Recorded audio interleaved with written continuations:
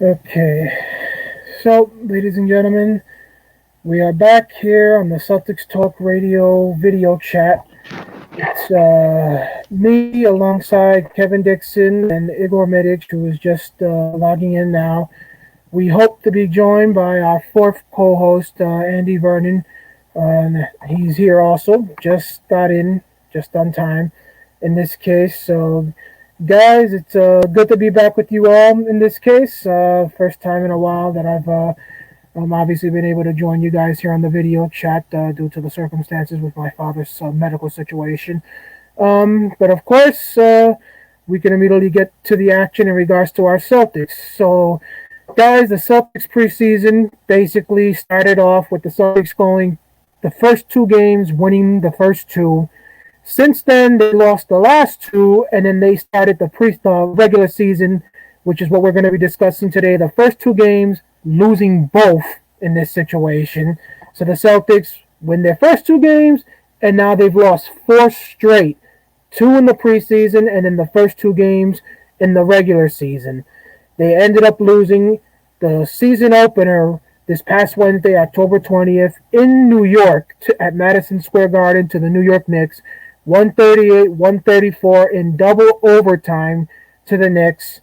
That game obviously saw an incredible performance by Jaylen Brown as he scored 46 points in that game.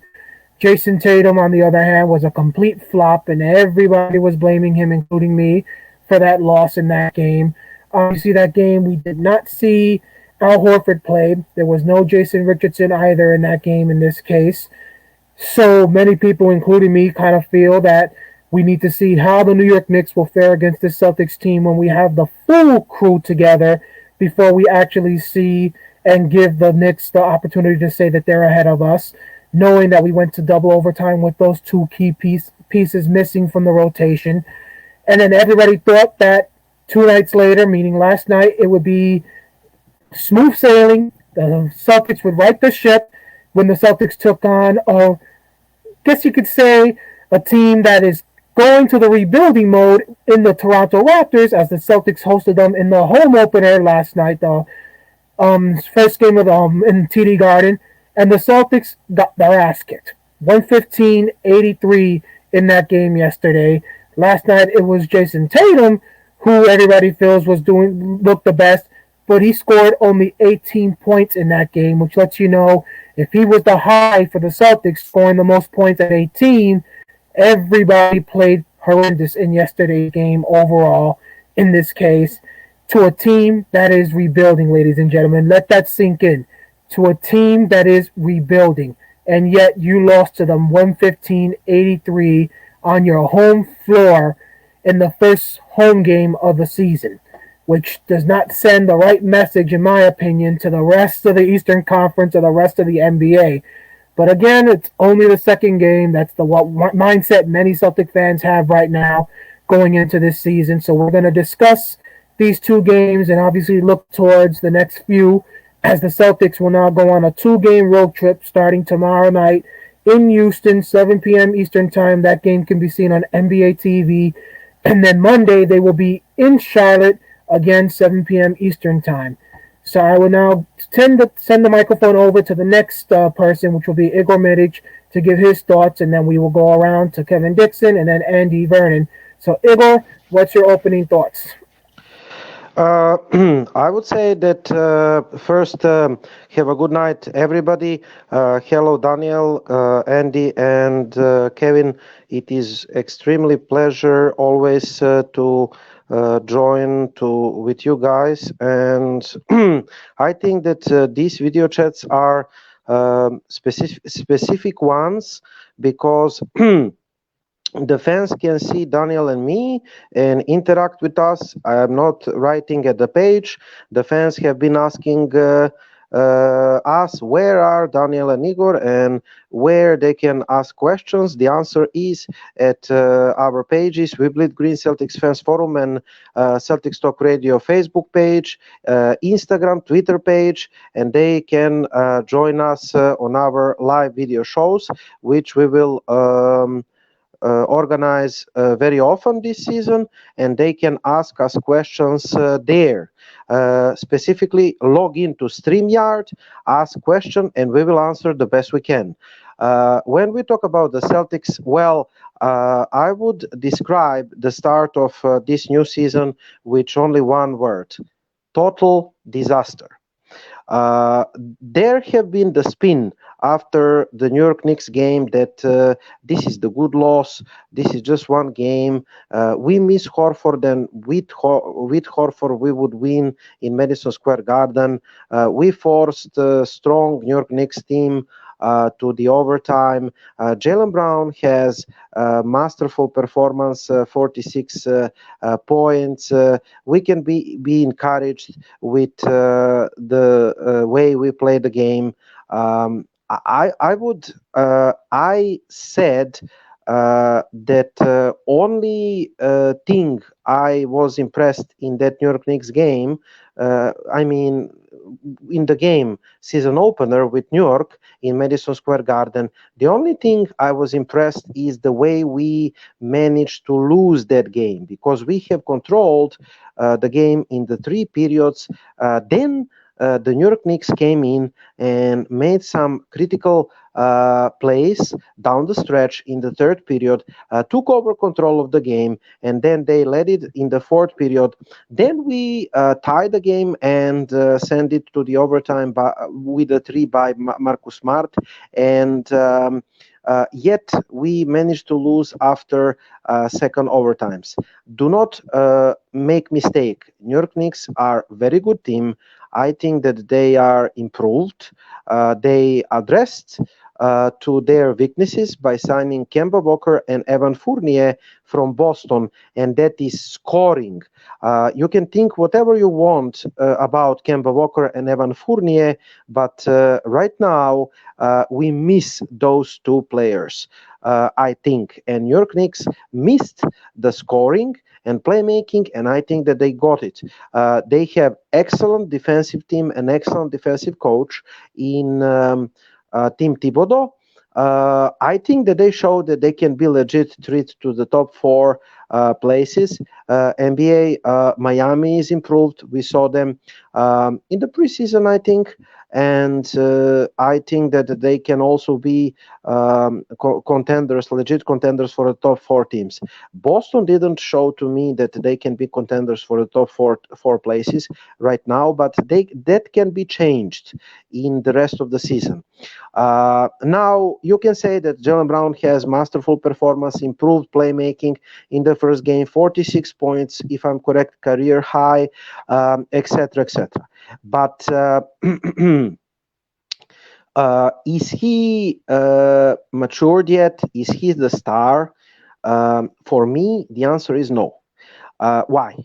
Because if you are the star and if you're mature, you cannot have one game, 46 points, and then in the next game to lay one egg, to stand in the corner, to score 4 points in one period, and to just chewing the bubble gum and watch your teammates run the offense and say, well, they are not giving me the ball. This is not how the leader of the team is acting. I mean, there is the guilt in the rest of the guys and the coach. Why they didn't run the offense through Jaylen Brown? I agree. When Jason Tatum is not having the best night of his career. I'm talking about Toronto game. But there is the guilt more than 50% in Jaylen Brown because he didn't ask for the ball. He had only 9 points and 4 rebounds. Shooting 3 of 13 field goal, which is disaster, and 3 or 4 free throws and 7 3-pointers, which is also the disaster. So if you are not getting the ball from the playmakers, from the Smart, from Tatum, from Williams, from Pritchard, from Schroeder, then from Romeo Langford, from the teammates, from Horford, then you get the ball in the defense. Then you do the hustle plays on the defense. Then you grab the ball and then you make the plays by your own. And you are galvanizing your energy on the offense by playing the good defense. What did Jaylen Brown did on this game? Did he do that? No. So this is one of the guilty part. What can I say about Jason Tatum? I mean, 18 points, six rebounds, and 4 assists by Jason Tatum, shooting solidly 8 of 14, 0-1 for 3. I mean, 2 of 4 for 3, 50%. I mean, you could say that he had the good game by watching the statistics, but it was not the case. He was complaining to the officials. He was attacking the bad mismatches, and this is also guilt partially to Jason Tatum and partially to Ime Udoka, because our offense and our game plan was to attack the mismatches down low with Jason Tatum and Jaylen Brown. Mismatches, they plan to be mismatches with Fred VanVleet and the smaller guards of Toronto Raptors. That plan was total disaster because VanVleet is one atypical defender. You can score once or twice over him, but that cannot be your go-to action, you know. And Jason Tatum didn't get the call he wanted in one possession. Then the next 3 possessions, he just wasted the ball and he stared at the official and he complained. And what did Ime Udoka do with Jason Tatum? Did he bench him like he did with Grant Williams in previous game? No. So what I'm trying to say, I'm supporting Ime Udoka in trying to organize the discipline and the hierarchy and the order at the team by telling the guys, do not talk with the officials. I totally 100 support it. But you cannot have the double standard, dear Ime Udoka, if you want to implement your own rules among the players.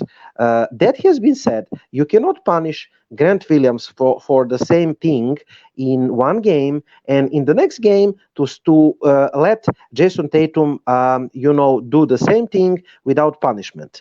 In this case, you will lose all respect among the Celtics players, and your rule you are trying to implement will just go to ashes. So the discipline is not existence. What can I say about Marcus Smart? I mean, I think that Toronto Raptors game was one of his worst, and I think that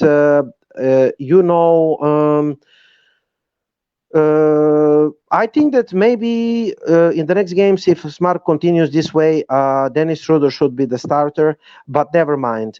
What I forgot to say for the start is that I think that Udoka made a mistake in New York game by implementing the small ball with Grant Williams at 4.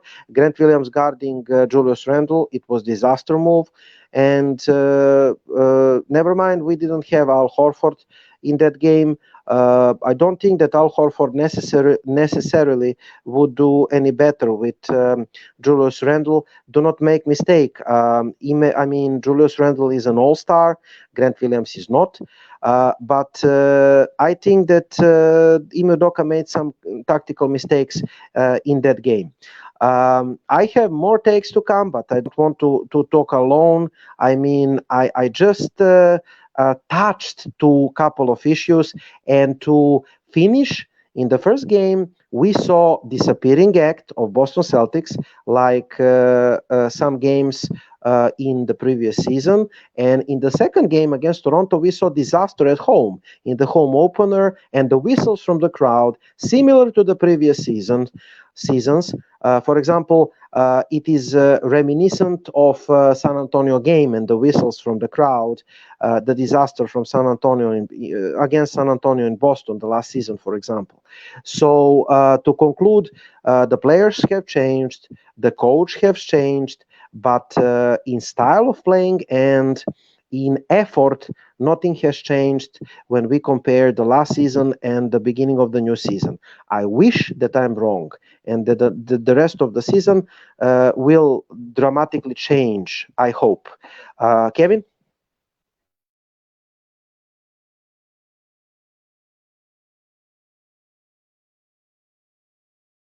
Um, Kevin, can you talk? Can you hear us?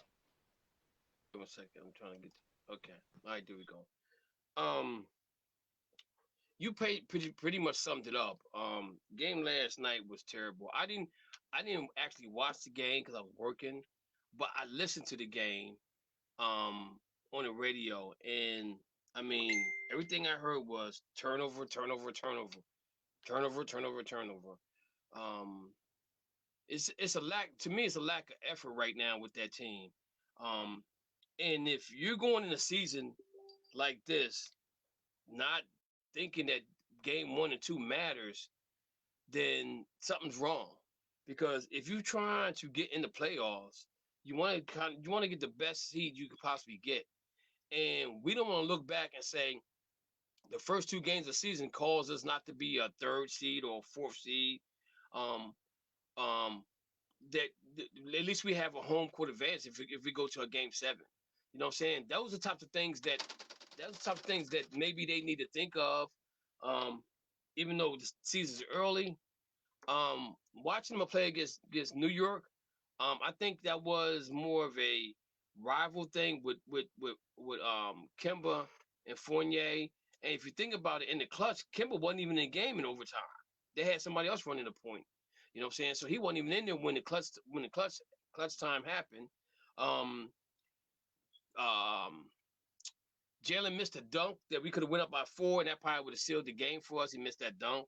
Um, and I mean, I understand he came back off of COVID, but if you're going to play, um, you got to give 110%. I'm not saying he didn't give 110%. I'm not saying her legs wasn't tired. I'm not saying none of that. But at the same token, there's no way in the world you're gonna sit and tell me they had not practiced going in and playing at least 6 quarters or maybe 8 quarters straight just to get their legs underneath them to play in a game that matters like it did on Monday night. I mean on the other night with um with the Knicks. Okay. So Jason he sold the bed on that game right there. He was terrible. And I'm thinking we watched him as he was getting bulked up over the summer, lifting weights, everything like that. I think when you go 6 for 26 from the field, at some point between 15 and 16 shot, you need to go to the basket. It's simple as that. You get 3 points to get 3 points a hard way. And that's the part I didn't like about what he did. This team still doesn't. The team settled for too many jump shots. Way too much for me. Way too much for me. Um, and the Knicks game defensively played okay. They made some mistakes, but the Knicks allowed us to stay in the game. So that was the Knicks' fault. Okay, so going to the Toronto game, listen to the game. And when I turned it on, it was 25-25. I was like, yo, I don't have a good feeling about this. And as I'm listening to it and listening to it more, I'm like, you know what? I'm not even gonna go home because I'm probably gonna throw a soft brick at my glass on my TV because they're gonna make me so mad because they're not playing at the effort they need to play at. Being there's a opening game, and if you guys can remember, when's the last time we lost on opening night like that bad before? I cannot remember when it's been that bad. Um, the effort's not there. The fans are booing them. Um, other even though we know it's the second game of the season, it still doesn't justify the means of the effort that wasn't shown in that game too at home against Toronto. Um, like Daniel, I have to disagree with Daniel though, but he's saying about Toronto has a rebuilding or Eagle said he rebuilding. I don't think they're rebuilding. I think they knew what they were doing when they let Kyle Lowry go because they haven't missed a beat. Um, they have somebody stepped in and does what he does very well. Even if it's by committee, they're still winning games. So I think they were prepared for him to leave, and they did a good job of doing that. the situation with Tatum and the pounding and the talking to the referees, they've been playing basketball long enough that we know you're not going to change the referee's mind when the call's made or the call's not made. But again, there's a way about going it, going to referees like, look, can you please watch when I'm going to basket? He's putting his hands on my hip to push me out of position to make a layup or whatever the case may be. Give them something like that. To sit there and keep asking, it's not going to happen. This has been going on way too long. And the coach needs to correct these situations because these are the situations that we talked about last year, okay? And we talked about the same situations year before last. So for 3 years, going on 3 years, nothing has changed. Nothing's going to change. They are all stars, but they're not superstars, okay? And that's what they need to get across. They need to get that in their mind. In order for them to be superstars, they got to make superstar plays. So when the clock's coming down to 2 seconds, and you got a jump shot and you're wide open, you make it. You don't miss it. That's superstar status. Where neither Jalen or Jason are there yet. Okay, it's simple as that. I'm really disappointed in their play. And I'm gonna tell the fans, don't get on. They play in Houston. Houston's not a very good team. But if we go down to Houston and lose, then we got some problems. If we go down there and barely win, we still got some problems. If we blow them out, do not get happy over the blowout because Houston's not supposed to be a good team anyway. Houston's probably gonna be a trade dump real soon for the other point guard that came from Washington. I can't think of his name right now, but somebody's gonna probably try to get him. So Houston could be the same as Oklahoma, just a trade-off dump or a salary dump or whatever the case may be. So let's not get all happy about that win if they do get a win. If it's close game, then we're concerned. You got to be concerned. If the game's close in the fourth quarter and we pull out, there's got to be some concern because we're not as good as we think we are. You know what I'm saying? And I don't know what other reality check we need to get after Brooklyn dismantled us last year in 5 games. For these guys to realize that, you need to come here and play. And what I'm starting to see is guys making a lot of money and not stepping up to the plate for the money they're getting paid for. And I definitely have a problem with that. And I'm going to say this. They better be glad that the old regime is gone because I think somebody will be leaving if this continues to happen. Jason or Jalen, if it continues to happen, one of them going to be out of there. And they may not like it, but it is what it is because you got to do what's best for the organization. I don't know if Brad Stevens would go to that extreme because he has a relationship with those 2 guys. But at the same token, you got to go to them and you got to say to them, the last 2 games is unacceptable. We need to have more energy from you 2 guys.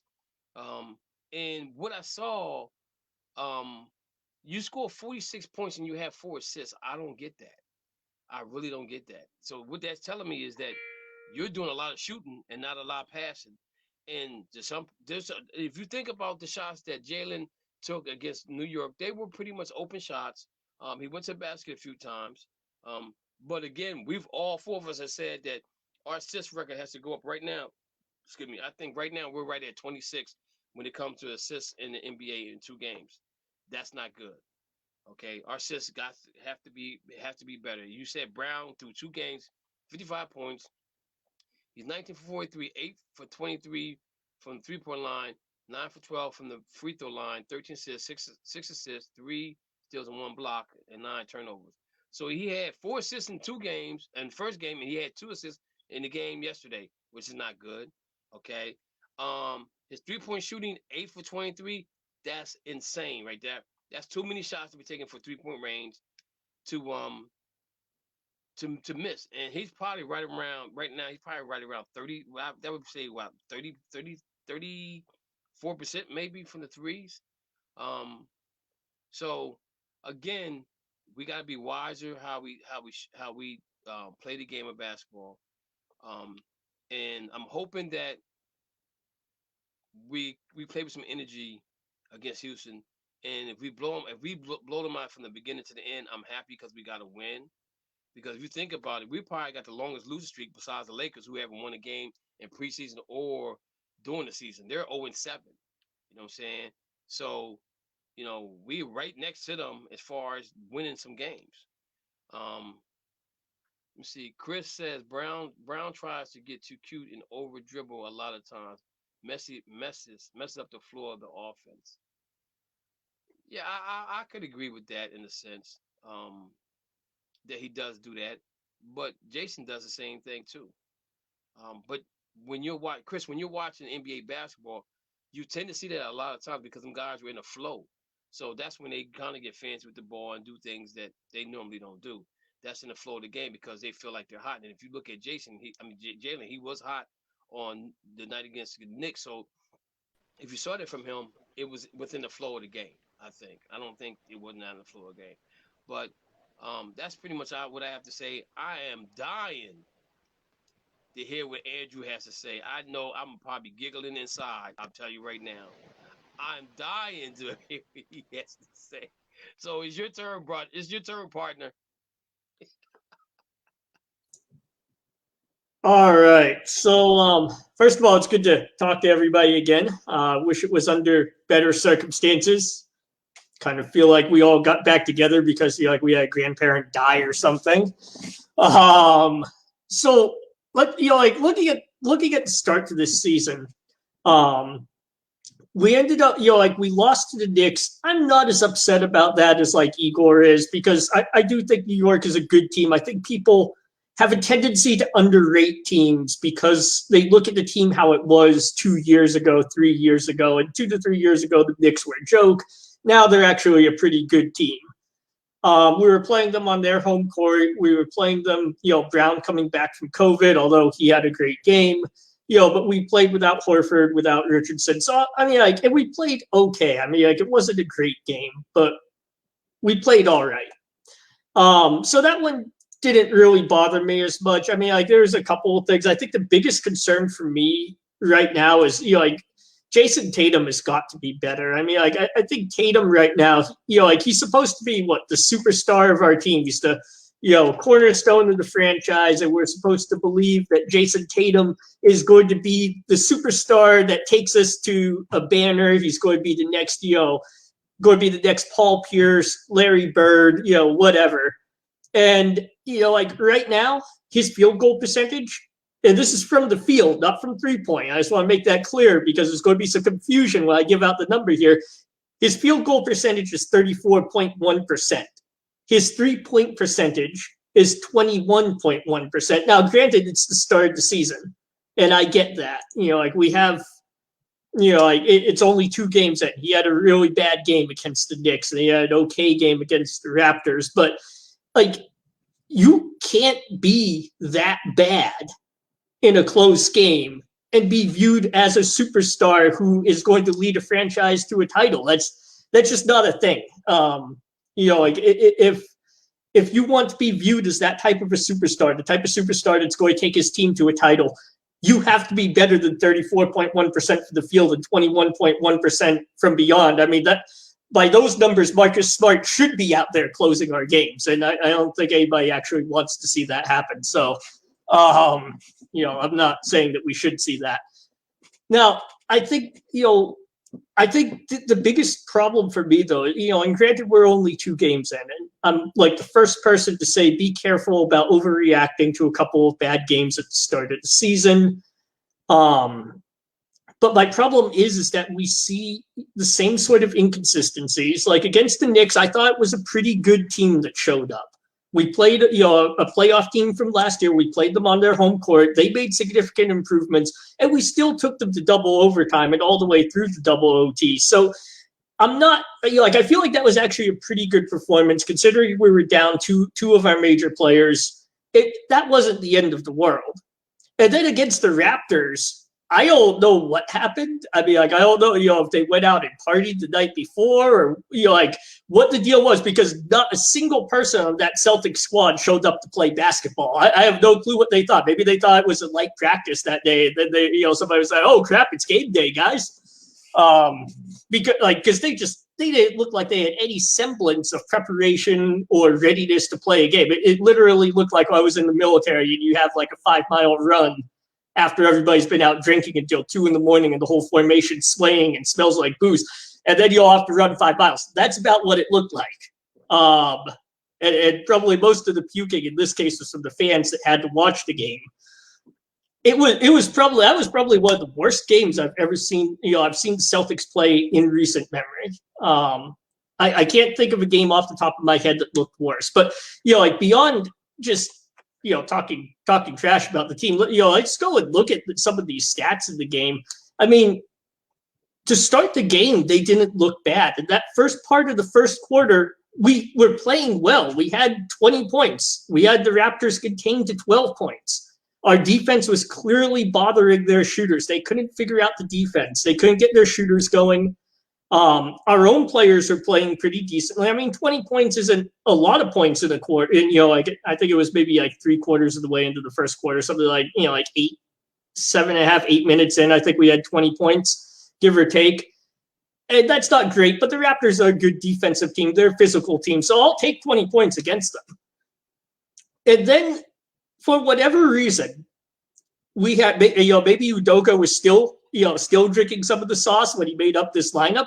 We take out our starting lineup and we put in Pritchard, Schroeder, Langford, Richardson, and Grant Williams. Now, if you can figure out who the point guard, who the center, and who the wings are in that lineup, you're doing better than me, because I have no clue who our center was. I mean, do you really, and granted, in fairness to Udoka, I can't pronounce his name. It's going to be a long season. Unless he gets fired first, in which case I won't have to worry about it anymore. But, the Raptors are playing small, and I get that. So you're putting out small to match small. And I understand that, and I agree with that.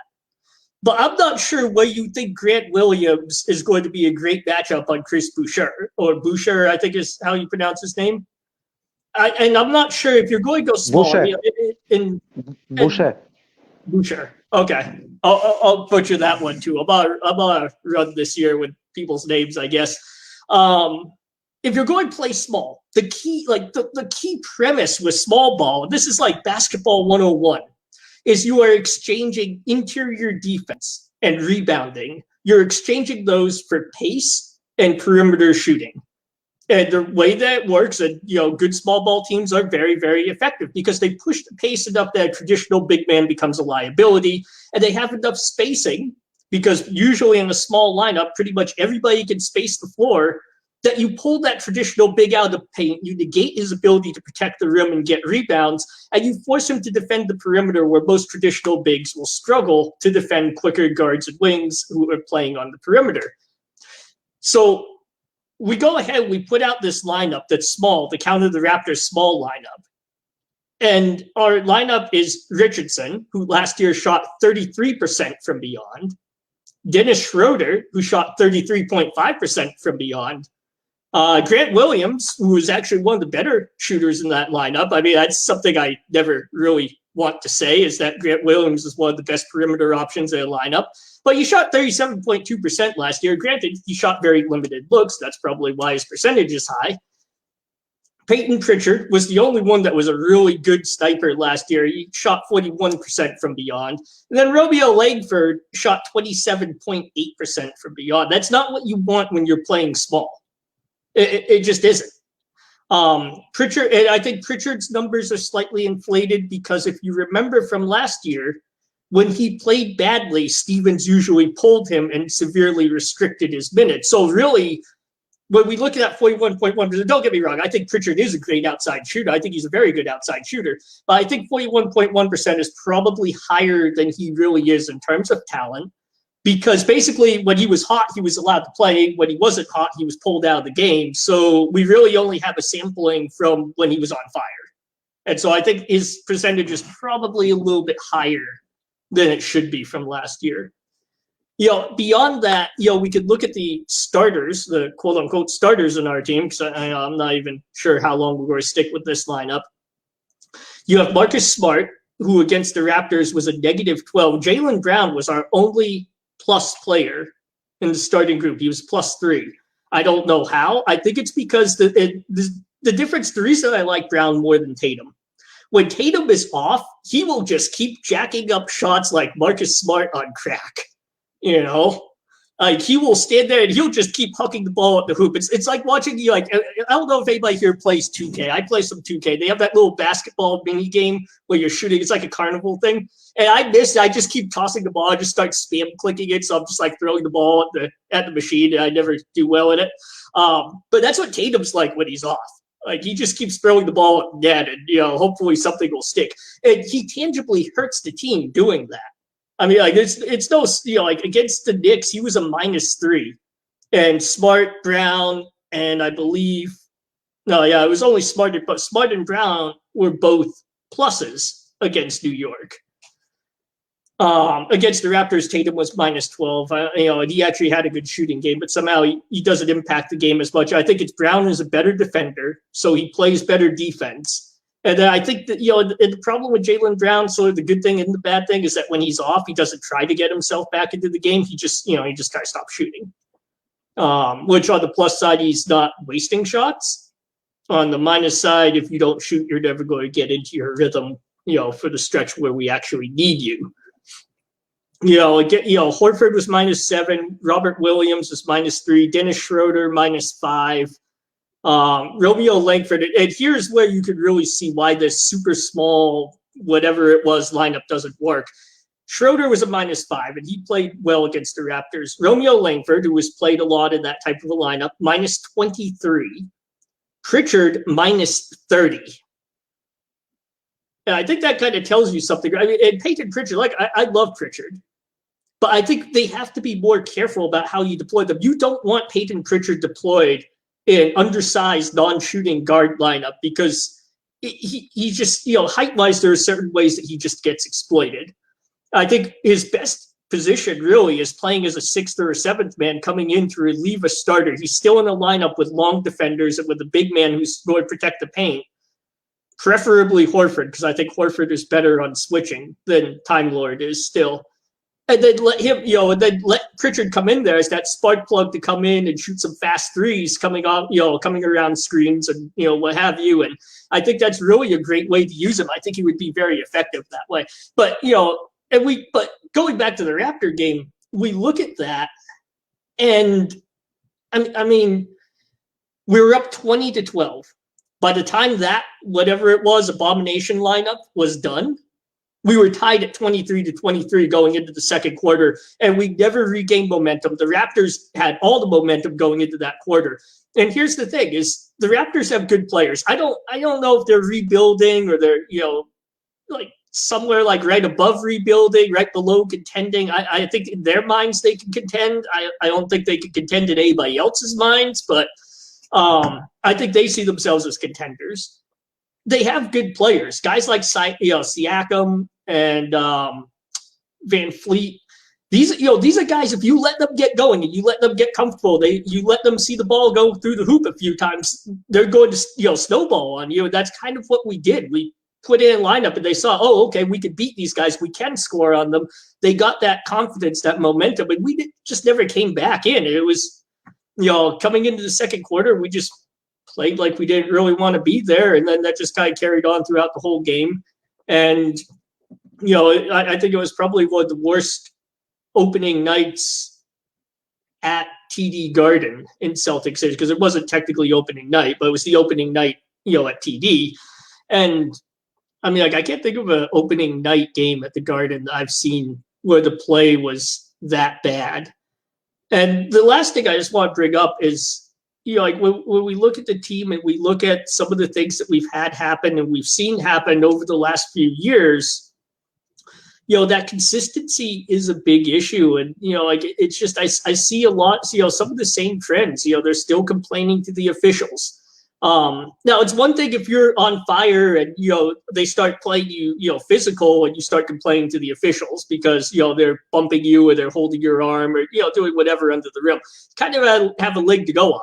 When you're shooting 24% from the field and you ask the official, you tell the official that you're being fouled, if I'm the official, I'm going to look at you and you're like, I don't think it matters if you're getting fouled or not. I think you could be in shoot around and you'd still be missing. I mean, so you can't really, you can't really do that when you're not playing well. And you can't really do that until you've accomplished more in the NBA than our players have. And I think sometimes, and like we talk about, the other thing I wanted to mention was just same thing from last year. There's always that random guy on the other team who explodes for big points against us. Fournier, and don't get me, I like Evan Fournier. I think he's a great outside shooter. If you had told me he was going to light us up at 30 points when we have Tatum, Brown, Richardson as defenders on the roster, I probably would have thought you were crazy. And then we have Barnes, I think is his name. It's Sammy Barnes or something like that. Scotty Barnes. Scotty Barnes. That's what it was. Yeah. Rookie. So yeah, it's his second game of the in the NBA, and he goes off a 25-point double-double. I mean, like, this is the same thing we saw from last year, where you'd have this random guy on the other team who all of a sudden, looks like a freaking all-star against Boston. And you can't win championships. Like, it's one thing if you play against LeBron James and LeBron scores 25, 30 points. It's LeBron. He's going to get his. With or without the officials' help, he'll get his, right? But you can't let some rookie that, I mean, granted, I didn't watch the draft this year, but you can't let a rookie that half the fans probably haven't heard about get 25-10 double-double. I mean, I think this, Barnes kid, I think he obviously looks good. He looked good against the Wizards too, and he looked great in Summer League. But I don't think he's the second coming of LeBron James. But that's what we make him look like. And I think, that's something that we see. That's a trend that we saw from last year too. And, Doka was supposed to come in and change everything. And right now, I don't see a lot of changes, to be honest. I see a lot of the same trends that are continuing. And I do think he has an uphill battle. It's probably going to take him a lot of the season to get rid of a lot of the culture issues here. But I think if at the end of the season, we're seeing the same things causing us to lose games that we probably should be winning, I think you get to a point where it's time to talk about trading and moving on from one of our young pieces, because I don't think Tatum and Brown dislike each other. I think they could complement each other well. There's no reason that they shouldn't be able to. I mean, lots of teams play very good basketball with two wings. But it's clear that together they are not hitting their potential and they are not enough. And, Celtics fans, we can talk about how great Tatum has been, and he has. He's had amazing games. He has had historically great games. But he's not the only one. There's this guy down in Dallas, Luka Doncic. I hear he's pretty good for a young player, There's Trae Young in Atlanta. There's, all these other young players in the league. I think we tend to overrate Tatum and Brown because they're players on the Celtics. But there are a lot of very, very talented young players in this league. And if we sit here and keep waiting for these two to figure out how to play unselfish basketball together, then we are going to fall behind these teams. Because if I'm a superstar looking for a new home at the end of this season, the Celtics keep playing the way that they've been playing these two games and last season, Boston's going to be somewhere below other places on my list, because I can see Tatum and Brown. They're both great players, and I can see that they're great players. They have that superstar potential. But I haven't seen what I've seen from, say, Luka, where Luka is the type of kid who single-handedly could raise what were the Mavericks last year? What was their team? It was Luka Doncic and a bunch of role players, basically, and the, recovering ghost of Kristaps Porzingis. That was the Dallas Mavericks team, and they looked like they were going to beat the Clippers because Luka was amazingly good, and the Clippers had one of the best defensive rosters in the game with Paul George and Kawhi Leonard, and everybody up and down that roster is a good defender. And Luka Doncic took his team and took these guys who were basically role players over the Clippers in game after game after game because he could do it. This is what I've been looking for with Tatum and Brown. In these big situations, he could single-handedly do the type of thing that LeBron does, where he takes his team and drags them over a team that was much better. And granted, they ended up losing that series, but I don't think you can say that they lost that series because of Luka. What I see with Boston is I see two young players who have the potential to be there, but who half the nights are, actively hurting their team, not elevating their team. And that's, I guess, kind of where I am.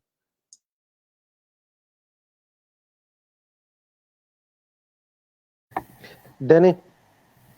Okay, well, to actually continue with something Andy, you guys was just saying in this situation, I actually, after that Knicks game, put up a post and was saying, in my opinion, that after seeing how terrible Jason Tatum played in the first 4 quarters, we saw how close that game got in the overtime periods, and the Celtics, obviously, at the end of the fourth, it took a big-time shot by Marcus Smart to send the game to overtime.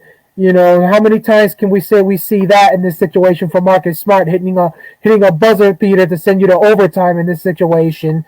And then, of course, another big-time basket to send you also to double overtime in this situation as well. And, of course, that was obviously a three-pointer with about 3 minutes left. But then after that, the teams didn't score anything the rest of the way. Nobody could break the tie, which is why it went to double overtime.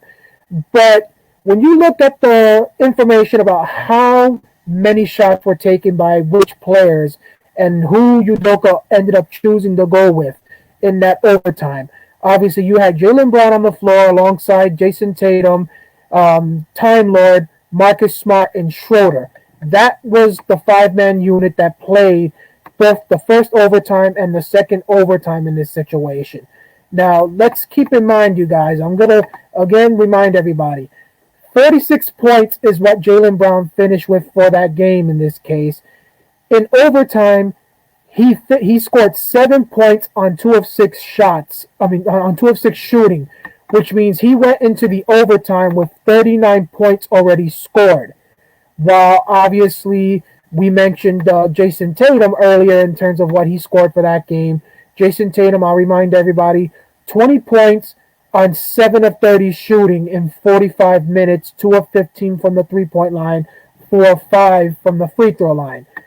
Jason Tatum scored 6 points, 2 of 8 shooting, so he took the most shots of anybody on the floor for the Celtics in that overtime and double overtime period in this case.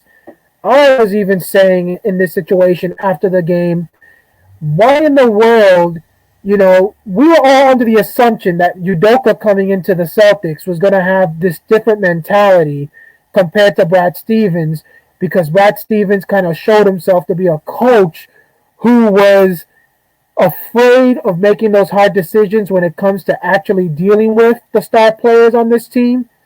Yet, this is a situation where if you know there's a guy who isn't hot, that he's basically had not 1, not 2, not 3, but 4 full quarters to basically get himself into a groove in that game, and then on top of it has an extra 5 minutes and still doesn't seem like he's basically got himself going. Why the heck are you going to let him basically take over the game in the second overtime period and literally take the ball away from not only the guy who had 39 points in Jaylen Brown, but then also away from the other guys who, for the most part, I would think you could say did pretty decent. As you mentioned, Grant Williams had 15 points on 6 of 9 shooting in 31 minutes. But, of course, the only reason why Grant Williams, you can say, probably couldn't have the right to play much was that Grant Williams was being completely destroyed by Randle on the opposite side of the floor. And that's something else we will be discussing later on in this video chat, obviously, when it comes to the issue of Horford versus Grant Williams in the starting lineup, in this situation. But Grant Williams had 15 points on 31 in 31 minutes. Time Lord had 16 points in 45 minutes. Marcus Smart, 15 points. You had Schroeder with 12. Langford had 10 in this case. The only ones who didn't score anything were Neesmith, who only had 11 minutes played on all 4 shooting, and then Pritchard, who also played only 11 minutes. He only took 3 shots. So this is kind of like the same, I guess you could say the same mentality I was kind of having with the Boston Red Sox, with them being eliminated from the playoffs last night, when I was saying, why would you even pitch to the man who's red hot right now if you know you can just intentionally walk him and let him go to first base and pick around him and go after somebody who's a little bit colder and more easy to get out, you're single-handedly letting that batter basically beat you. Why in the world would you let a guy who's ice cold pretty much, shooting-wise, take all the shots down the stretch in the overtime period when the game is tied or you're just maybe a basket or two behind the other team when you could be giving it to the guys who are hot or making the clutch shots down the stretch in the fourth quarter and in that first overtime period and in the second overtime to keep the game close? I would think, if it was me personally, you guys, as much as I know Jason Tatum is a star, like we said, not a superstar, but a star, if I see that you're not getting the job done and you basically haven't gotten into a groove after basically 53 minutes of action time, and on top of it, I say this is a damn shame because we all said it. Jaylen Brown was the one with the COVID issue. So he missed pretty much all of the preseason while Tatum got to play basically throughout the preseason, got to train and all of that. So the one who you would think was going to basically look terrible would be Brown. Instead, Brown was the one that looked like he was basically playing the entire preseason, and Tatum looked like the one that was dealing with the sickness and all of that. So if I was the coach, I would have basically yanked Tatum and put somebody else in if I feel Tatum is not able to share the ball and actually try to pass it to somebody else, because it seemed like, at least in that end of the overtime period, every time the ball was passed and found somebody wide open, a shot was made. And it seemed like we were able to get the Knicks into a position where somebody missed a defensive position because we were moving the ball beautifully. And because of it, we got some easy shots. That's why Smart was nailing threes, Brown was nailing threes.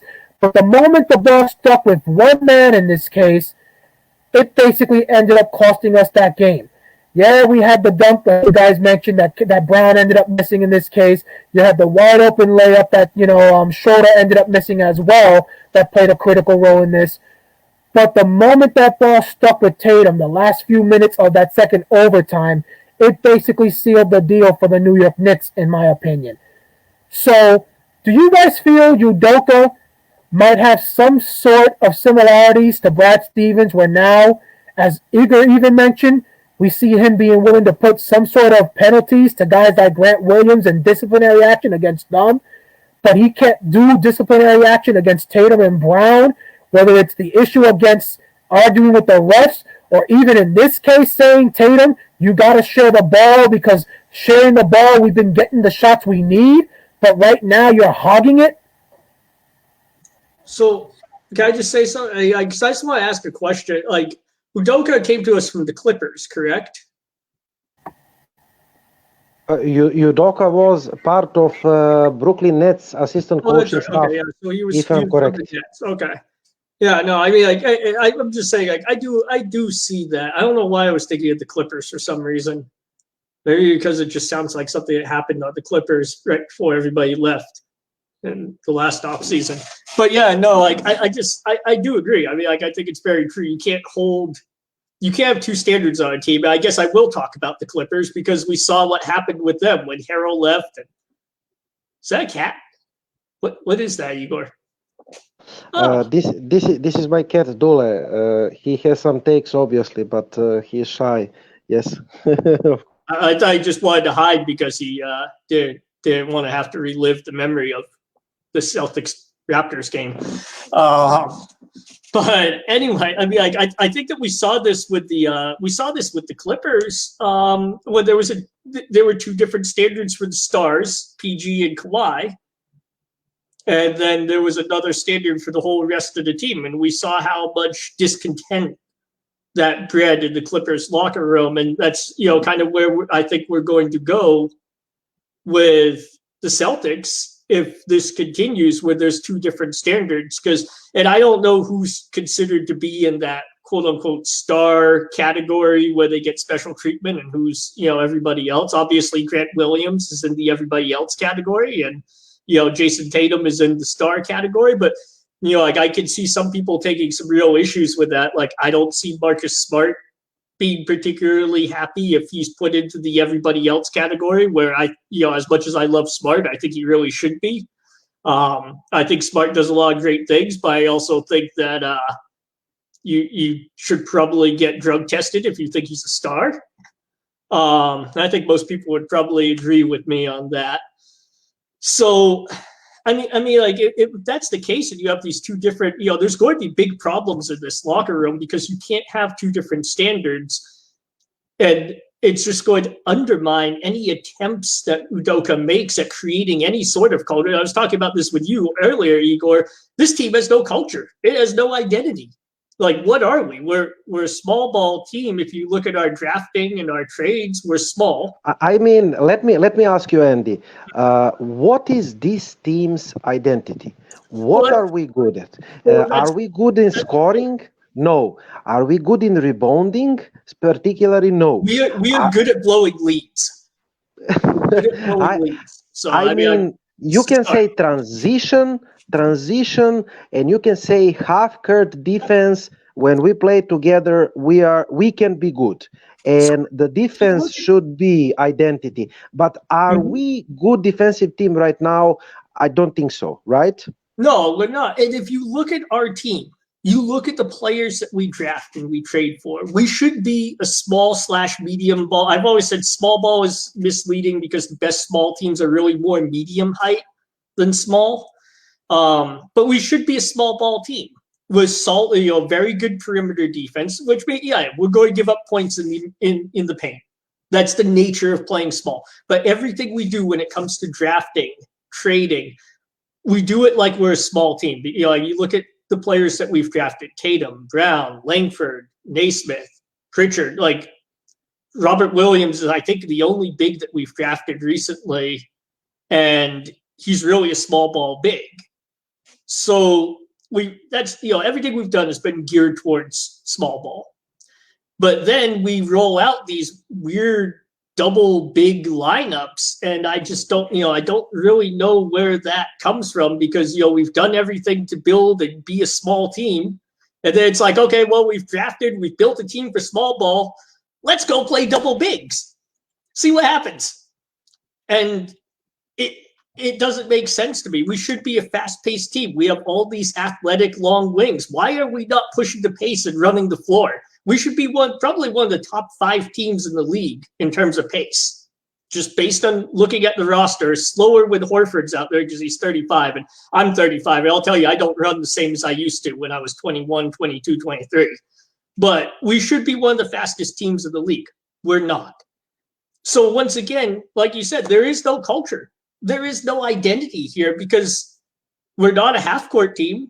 We don't have a traditional big man to play half-court pick and roll. We don't really have a ball handler because we got rid of Kemba. We don't really have a ball handler that excels in pick and roll, pick and pop. So we can't really do that. Really, and that's what it kind of boils down to, is it's really like this team has no direction. It's kind of aimless. It's like, we're going to latch on to this theory of small ball because that's what's in style right now in the NBA. I'm a huge proponent of small ball. I believe in small ball. I think it's very effective. But, I mean, at the same time, you have to commit to it. You can't just get the players to play small ball and then play regular basketball. That doesn't make sense. And the double big thing, I have major problems with the double big thing, especially right now. It worked with Horford and Baines, because Horford and Baines complemented each other. Baines was that 7-foot-tall physical presence that would stand there in the paint and take punishment from guys like Joel Embiid, which let Horford play more as a power forward and help defender. It was a very symbiotic relationship. Now, Horford and Time Lord, they have basically the same drawbacks. They're both undersized. Horford is actually physically tougher than Time Lord, but here's the difference is Baines could play in the paint, Horford could space. In this scenario, because Horford is the more physical one, Horford's in the paint, Time Lord's almost as useless as Ben Simmons on offense, except, he's actually on the court right now and, not having a mental breakdown somewhere, which makes him slightly more useful, I guess. But I want to ask you, when you mentioned Time Lord, because I will forget.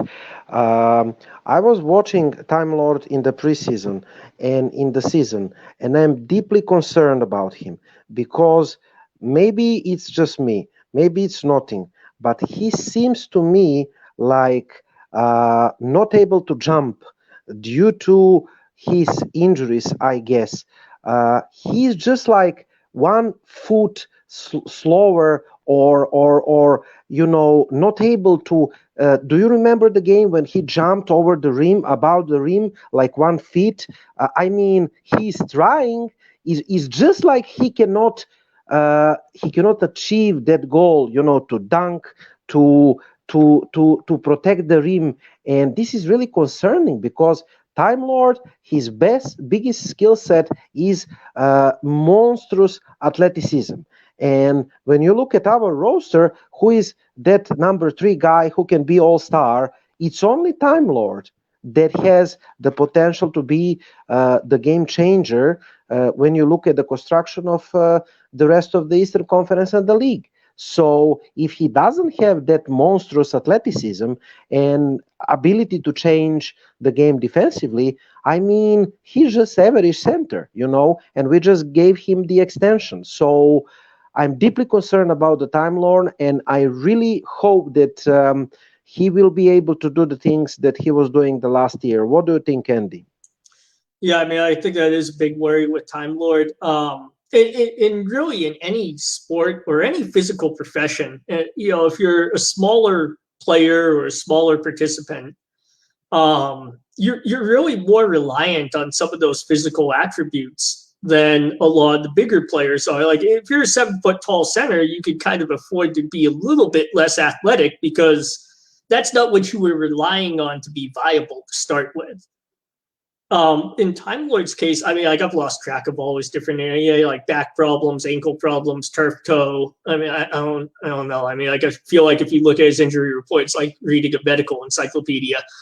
And that's concerning because he's a young player. Now, a guy Horford's age, yeah, you expect to see that catalog of injuries. But when I don't even know how old Time Lord really is. I think he's early 20s, 21. Yeah, I think. Andy, I got a question for Andy.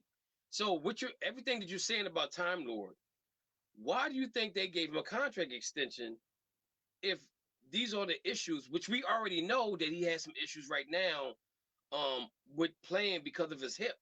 So, my question is, I mean, do they know something we don't know? Because what you're saying basically is they just threw money away at Time Lord for what reason? So can you answer that question? Yeah, so I mean, like, there's a couple of different possibilities. One, maybe they didn't think his injury was that serious, and maybe they know he's still rehabbing or he's still recovering slightly, and that's why they're not overly concerned. That's entirely possible. It was a short off season. The other possibility is the hard thing with Time Lord, and this has been a thing for me too, watching him play, is you watch him when he's having a good game, and it seems like the sky is the limit for his ceiling. Like when you've watched some of his best games, he looks like the type of guy who could almost be like a quadruple double threat with points, rebounds, blocks, and assists. So you have somebody that has given you flashes of that sort of upside. It's hard for a team to let that player go. Because the thought is well, what if we trade him and he goes somewhere else and suddenly he's healthy and realizes this potential, and then we look like idiots. The thing is with his injury history, any contract extension for him was going to be a huge risk. And I think the other thing, though, that probably factored in is I don't know if Boston really had another good small ball big that was available to them. So I'm trying to think of who was available in the offseason in terms of small ball big men, and I can't really think of anybody that was readily available for similar money, so that could have played a role as well. Although, once again, if we were going to run double bigs, why didn't we just get a traditional big man? I think there were a couple of those on the market, so...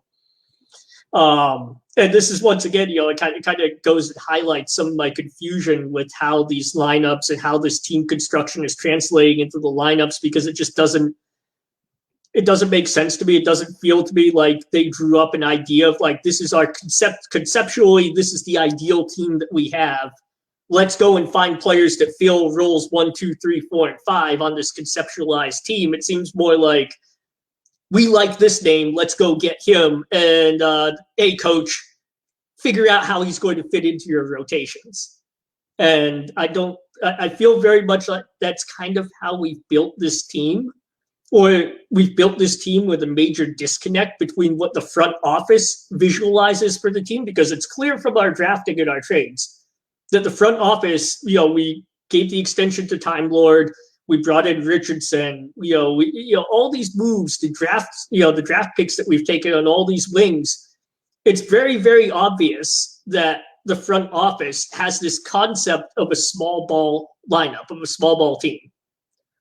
And yet the coaching staff under Stevens, and then again under Udoka, continually wants to play two big men, which is kind of the antithesis of being small. And it feels like there's a different, they will almost want to play more of a half court game. It just makes no sense to me because, it's like the front office is going this way. I can't get it on camera that way. And then the team is going this way.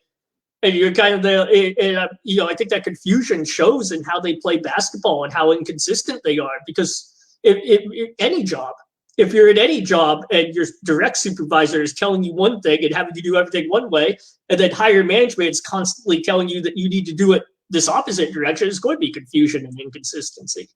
And that needs to fix. And I kind of thought it would fix with Stevens moving into the front office and selecting his own head coach. And nope, we seem to just still be going in different directions. So I have a question for all three of y'all. Do you think Boston's trying to tank? No. By the choice of players that they brought in, okay. Schrader basically didn't have nowhere else to go, where he thought he had an opportunity to shine to make the money that he wants to make in the near future. Kevin, can we answer Chris Wenas's question? And then we will return to yours, please, because the man asked like 10 minutes ago. I didn't want to interrupt Andy. We will start with you. What is your ideal 8 to 9 man rotation for this roster? You pick 5 starters and then 3-4 consistent used bench guys. Really interesting question. Okay, so let me go back. Let me look at the roster real quick.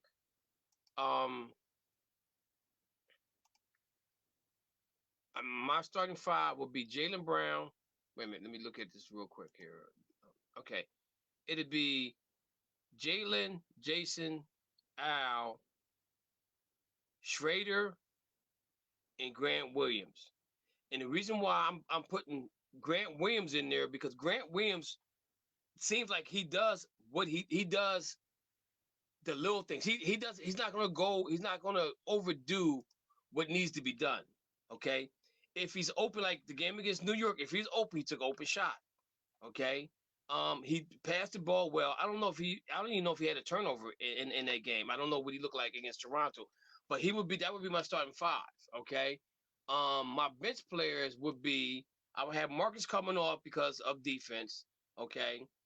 I probably would have Pritchard coming off the bench as well. Naismith maybe would be another person, and Romeo Langford. And I would go with that. I would go with the guys that have a point to prove to the NBA and to me as a team that we need to keep them around. Okay, because you got defense. Romeo's gonna play defense. Smart's gonna play defense.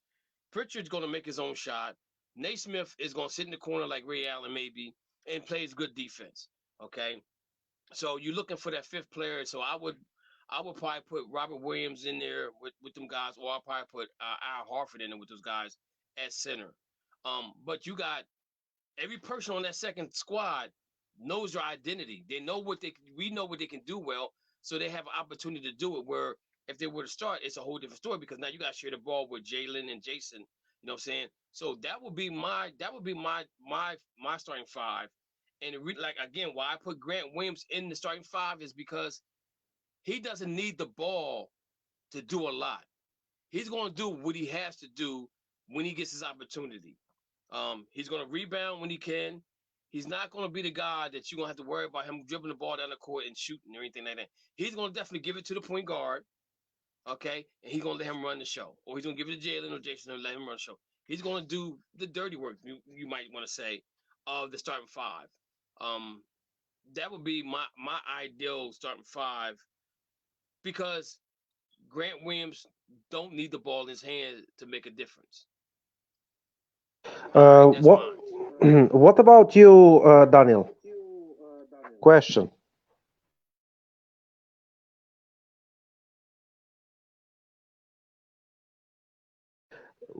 I cannot hear you, Danny, for some reason. Maybe it's me. Can you hear Daniel? I cannot. Danny, we cannot hear you. Okay, try to fix your microphone. I will answer then, Andy. I mean, it's hard to say from this roster, but Tatum must be there. Brown must be there. Robert Williams must be there. I would say Schroeder over Smart, and I would say Horford. So Tatum, Brown, Robert Williams, Horford, Schroeder, starting lineup. Then Smart from the bench, obviously. Point guard Pritchard, second guy from the bench. Grant Williams, third guy from the bench. Josh Richardson and Kenter. That's like a bench unit. So Smart, Pritchard, Richardson, Grant Williams, Kenter from the bench. That's my 10-man rotations. You know, you can cut it to eight. You can cut it to 9. Hard to say. I thought that the lineups in the preseason, even though it was the preseason with Juancho Hernan-Gomez, they were really interesting at 4. Even with Jabari Parker at 4. I wish that we give those guys a little chance. I loved Juancho Hernan-Gomez hustled. He blocked a couple of shots, able to stretch the floor and showed basketball IQ. I mean, we will see. Not too much choice, I would say. Maybe Andy is right. Maybe Horford is too old, and maybe we should, continue to run the small ball. In that case, again, Grant Williams is obvious starter at 4. Even though, like I said, I would love to try Hernan Gomez and Parker to see what they can do at the positions number 4 and 3. I said I think that we miss obviously floor general, the playmaker, and I think that we miss the two-way wing. The two-way wing, like we had last year, little Ojule and little Fournier, especially Fournier on the offense. The wing that is big, the wing that you can switch on 1, 2, 3, 4. And the wing that can stretch the floor with a shoot. We don't have that.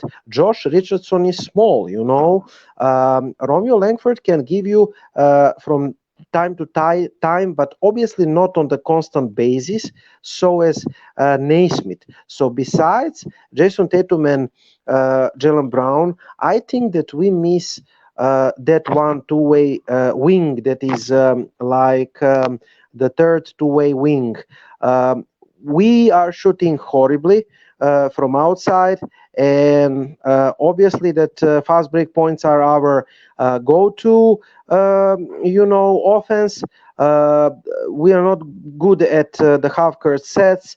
I dislike Robert Williams not being good in the half-court sets because I think that we should be half-court team, and I think that we should be, able to run the offense. Dennis Schroeder, Robert Williams, pick and roll, then lob passes from Marcus Smart and easy dunks. Because if you do not score those easy dunks, I don't know what our half-court offense would be. I don't like isolation plays from Tatum and Brown, and I really got high blood pressure when I see Marcus Smart going hero ball or some crazy shoots. I don't have anything against Marcus Smart shooting the ball when he's open, but I don't like him trying to create one-on-one. Andy's left or Danny when he returns with ideal lineups. Andy, ideal starting 5 plus 3 or 4 bench guys for you. Okay, so I went 5 bench guys. But my starting lineup would be Smart, Brown, Tatum, Parker, Horford. I think I saw enough from Jabari Parker. I think he brings a dimension to this team that we don't have, which is that physical scorer in the paint on offense. I think there's an argument to be made that Time Lord is better to start, but if I'm starting Jabari Parker at the power forward, I'm starting Horford at center because you need somebody who can space and you need a center who can move out of the paint and leave Parker with a one-on-one matchup in the paint. So that's why I would go with Horford. Brown, I think, creates, I've been saying this for years now, I think Brown at shooting guard creates a ton of mismatches against a lot of teams. There's not a lot of 2 guards in the league that could really match up well with Jaylen Brown. And by generating those mismatches, because Parker's explosive enough in the paint, unless you have a good defensive 4, you don't want that one-on-one in the paint. You don't want to leave Horford open outside. And if you also have Jaylen Brown generating mismatches, that leaves less defensive attention to put on Tatum. And we know what happened. We know Jason Tatum to be great when he's not being focused by the defense. He can explode. And this lineup kind of generates that type of situation with a lot of parts and a lot of mismatches that other teams have to worry about. Smart, I don't see as a locked-in starter. I see him as a starter for chemistry purposes and for his defense. And he is a good passer. He's an underrated playmaker. But I also think he's that starter that as soon as he starts jacking up bad shots, he gets benched in favor of Schroeder. So those are my starting 5. My bench would be in no particular order, because I think it would be somewhat situational in terms of who's the 6th man and who's not. Richardson, Pritchard, Schroeder, Time Lord, Grant Williams. I think Grant Williams is probably the best of our wings. The only other one I would swap him out with would be Naismith. I don't like Langford. I'm sorry. He just doesn't really do a lot for me. He hasn't since draft night. He just doesn't come across like Naismith. When I've seen him play, yes, he has some really bad games, but he comes out and he plays with a lot of passion and he makes a lot of effort plays. And he's shown flashes of being a good shooter. And, I will take the effort over just about anything else, especially from a young guy. Time Lord is obvious. Grant Williams, like I've said a ton of times, I think that fans give him an unfair rap. I think he struggles in some matchups, but I don't think that's him. I mean, like when you match a guy like Grant Williams against a Julius Randle or Joel Embiid, what do we really expect to happen? If he somehow locked those guys down with that type of a mismatch, he wouldn't have been like the 26th or whatever he was picking the draft. I can tell you that much. And he's improved. You remember that first year he came in, he couldn't hit a 3-pointer to save his life. And he shot 37.5% last year, which is good for an open 3-point shooter, a catch and shoot corner 3-point shooter, which is fine. That's all he needs to be. Pritchard, and I think what it comes down to is who comes off the bench first. If we need scoring, then it's going to be Peyton Pritchard. And you throw him in as that scoring spark plug 6th man. If Smart is playing particularly badly, then you bring in Dennis Schroeder to replace him. So I think, if Horford, if it seems like the big matchup is, if the other team doesn't have a really good big, we bring in Time Lord first off the bench so that we could rest Horford. It's, the rotation, it wouldn't really be a sixth, seventh man. It would just be a rotation based on what the game flow is dictating. But that would be my lineup. And I really think we should give Jabari Parker a lineup. This is a small lineup. This is a small lineup right here. It's medium height, not small. But these are all guys that can push the pace. These are all guys except who can space. Parker's not really a great spacer, but he can threaten that shot. And this is what you want in a small lineup. I agree with you about Parker. Before giving word to Danny, he's left with his lineup. Jabari Parker is good. Again, I think that I feel that Juancho Hernangomez has potential to be really good rotational four, because the guy can do a little of everything that we need, and he has size, he has length, and he's not stupid. He's not extraordinary player, but I think that we should give him the chance. Maybe he will not use it. I don't know, but about Jabari Parker, I agree with everything that Andy said. Daniel, your lineup before giving final word to Kevin, who needs to go soon. Hopefully you guys can hear me now. Okay, so my starting lineup, I would go with the lineup I believe we saw last night: Smart, Brown, Tatum, Horford, and Time Lord.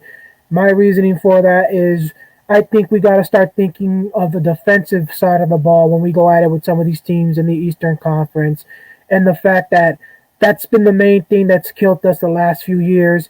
The fact we're not big enough to go toe to toe with teams like Philadelphia with Embiid, the Milwaukee Bucks with how they try to go with the two bigs with Giannis, and of course we've seen it now with the Western Conference. They're starting to get their two bigs, of course, over there. Dwight and Anthony Davis has come back to kill us because we always go with one big and four small guys in this situation.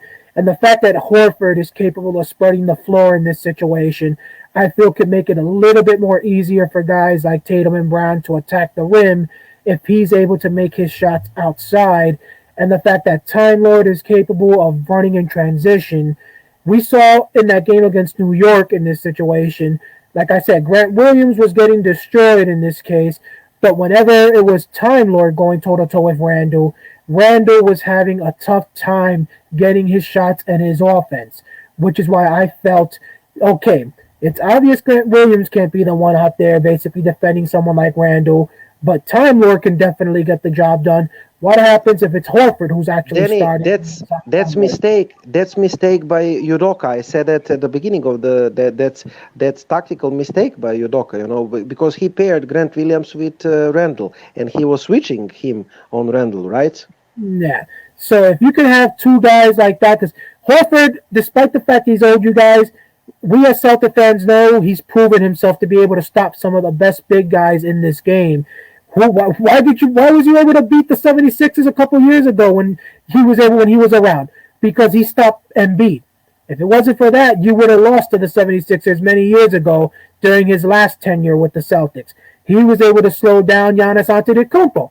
Now, am I saying it's going to be that he's going to slow those guys down and completely shut them down again, like the way he did back then? No, because obviously he's much more older in this case. But if he can actually somehow give them some sort of trouble and make it where they're not completely just getting easy layups and dunks, but makes it where they have to become jump shooters and three-point shooters instead, then he's getting the job done in this case. And that's what you need.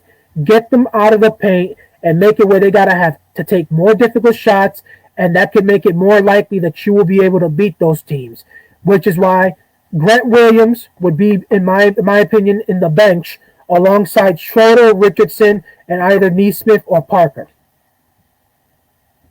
Okay, Kevin, final words. Talk however long you want. Closing thoughts about the two games and looking ahead for the Boston Celtics. Well, I don't want to go back in time with the two games because it's like nightmares to me, for real.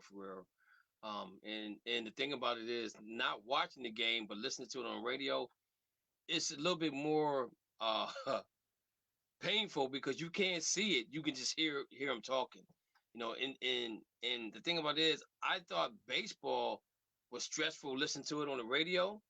Nah, basketball's right there with it. I'm telling you right now. I don't care what nobody say because the ball. You hear the guy say the ball goes up, and you're sitting there waiting and waiting and waiting, and you run a red light and get hit by another car because you're waiting to hear if the ball went in or not. So, so radio is I'm telling you right now, if you're gonna listen to it at home because it's rough. I just want to see them play defense. You guys know I'm all about defense. And Udoka said that was something that he was going to make sure they did this season. Andy's expressions is comical. That's something that he said that he was going to do, and he said he's going to hold them guys accountable. And we haven't seen that in the 2 games that we played. More or less the last game, it just didn't. It's like you guys said, we have no identity, and we need to find an identity on what we're going to be. If we're going to be defensively minded, that's fine and dandy, because what happens here is our offense will shortly come around. I don't have a problem with us scoring 70, 80, 90 points a game if the other team is right there with us. You know what I'm saying? Because at some point in the game, you're going to run off 8 points, 10 points here or there. You know what I'm saying? And if you're playing great defense and you're staying connected, like for example against New York, how do you keep going underneath the pick when Fournier's sitting there hitting open jump shots by himself? You know what I'm saying? Randall's not moving, so you need to go over the pick. You know what I'm saying? And if there's a pick there, then the other guy cheats, so you come around and help him out. So that's a lack of concentration to me, or preparation, because you're at the highest level of the league, and you should be able to be prepared for guys that you play with on your team. You should know what the strong suit is, what the weakness is. And they let Fournier snap out and just blast them. You know what I'm saying? I was really mad at that because I'm like, yo, he could have been on our team doing that for us, but then he stayed go to New York and now he's doing it for them. So I'm gonna try to stay positive. But the game tomorrow, I'm hoping and praying to God that we blow them out from the beginning to the end, because if it gets close, we got issues, guys. We got issues, and it don't look good. And remember, we got 2 or 3 trade exceptions just sitting there right now. If I'm the guy, if Boston starts off like 0-4, 0-5, 0-6 maybe, somebody's gonna have to leave because it ain't working. You know what I'm saying? Just not working. And you guys beg for it, coach. Even though I don't want to believe that because he's black, he got the position. I want to believe that he was the best coach for the position, to coach the Celtics. But if it comes out that he got it because he's black, I'm gonna be really pissed off. You know what I'm saying? Because he's not the best coach for that team, in my opinion, if that's the case. So we can't go 0-5, 0-6 because it's gonna be bad. It's gonna be hard to get up from there. Now you went from predicting that you might be a 4-5 to you to be in a play-in game. Because to make up 6 games, it's going to be hard in the league right now because everybody's pretty good. Even the sorry teams are better than what they were last year. There's no guarantee win no more for teams. You know what I'm saying? You look at the Lakers, you got LeBron playing 30-some minutes a game, and they're 0-2 right now. You know what I'm saying? And I thought maybe he probably would get a day off against the Spurs, but he probably wouldn't get that day off. So he's gonna be playing a lot of minutes as well. So these guys they're younger, they gotta get with it, man. I don't know if they understand what it is to put on that uniform, for one. You know, I think Jalen does. I don't know about Jason, because Jason has been given everything. You know what I'm saying? So that's where I kind of have a problem with Jason. Jalen gonna give you the sweat and tears to the end. Marcus will do the same thing. Al Horford will do that because them guys understand what it is to wear that uniform. I don't know about Jason. I would love for Jason to answer my question. And anyway, he could cuss me out and tell me I don't know what I'm talking about. But I'm just saying, I need to know where he stands, because I still don't feel comfortable with him. And he needs to be more vocal, in which we've all asked him to do. And he acts like he doesn't want to be a leader. He wants to be a Kyrie Leonard type of guy. And you can't beat it on the Boston Celtics. You have to be vocal. You have to speak your mind. You have to say, "I need you guys to do this." Like for example, you see Marcus Smart get into their chest against New York in the huddle. He's like, "Yo, you guys are filling your positions of being where you need to be. You know where you're supposed to be. We watched the film. He got us prepared for it, but you're not there." You know what I'm saying? So that's my take right there, man. Hopefully we do better tomorrow and coming up soon. I don't like the schedule at all because we play home now. We go on the road to Houston. It just I just want to smack the commissioner. But that's my take, guys. Hey, y'all take care. I'll holler at y'all guys later. Let you know what's going on with me. All right. Go Thank you, Celtics. Kevin. Go Celtics, and really nice takes, guys. I want to expand the story and discuss with you in the rest of the show. Then it will have to go around 7. So I mean about identity. Danny talked about New York game, so as Kevin and a little Andy. So I will not return to the New York game. I was not disappointed with the New York game.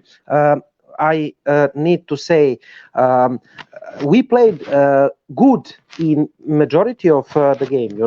Actually we played good defense, and Brown was awesome, except for Tatum.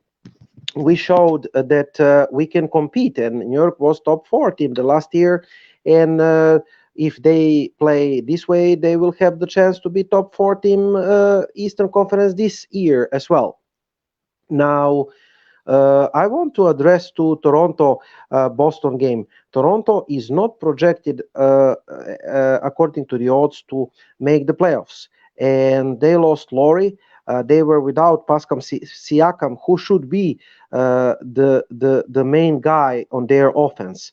What I'm trying to say is that they missed guys, and they are not projected to be good. They don't have talent to compete with the top 4 teams at the Eastern Conference right now. And look what they do, unlike Boston. And that's what I want to emphasize. Boston is playing like they are the best team at the Eastern Conference, and they're complaining to the officials because, like Andy said, they think that they should get every single call because they are the superstars. We should not get every single call, and we're not established as a team, and they are not established yet as a players. That's mistake number 1. Mistake number 2, we're not playing with a sense of urgency like Toronto is.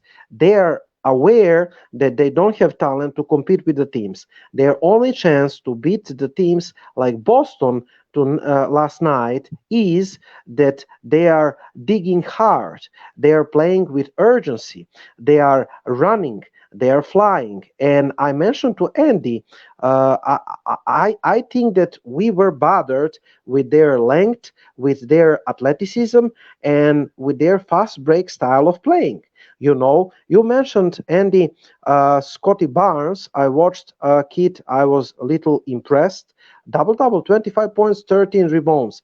But he played intelligent basketball. 11 of 17 shooting, but only 1 of 2 for threes. I mean, he was missing the couple of shoots.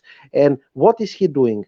Is he continuing to jack up the threes? No, he's driving to the basket. He knows that he has the speed, fast first step, and athleticism, and he's attacking us from the fast break points, and he's playing the defense, and he's fueling himself from the defense, and he is making easy points. That's what he was doing. And Andy mentioned their atypical lineup: Van Vliet, Anunoby, Achuva, Gary Trent Jr., and Scotty Barnes. Who is the center there? I mean, Achuva, but he's not the center for real. And Andy mentioned that we switched to the small ball lineup to match up their small ball lineup. And I mean, looking at their bench, Chris Boucher is indeed power forward center, but more power forward. You can say that Hem Birch, who played in Europe, Olympiacos, and the other teams. He is their center. Goran Dragic, we know him from Miami, but Goran Dragic is not all himself. He's not impactful like he was in Miami. And from there, really the players that we do not know. But what I'm trying to say that they have good coach. They are playing with sense of urgency. They have athleticism and length. And Boston is always struggling with the teams. It seems that they have athleticism and size, and the teams that are attacking Boston from fast break. And that's what Toronto did because they have the good coach. About Boston's lack of team identity. Again, we can be good if we find identity. We miss the third star, that's obvious. But in this team that is currently constructed, like I said, we miss the third guy on the offense. We lost Ojole, we lost Fournier, who could be that kind of guy. We don't have the floor general point guard. Marcus Smart has been given that chance to be the starting point guard.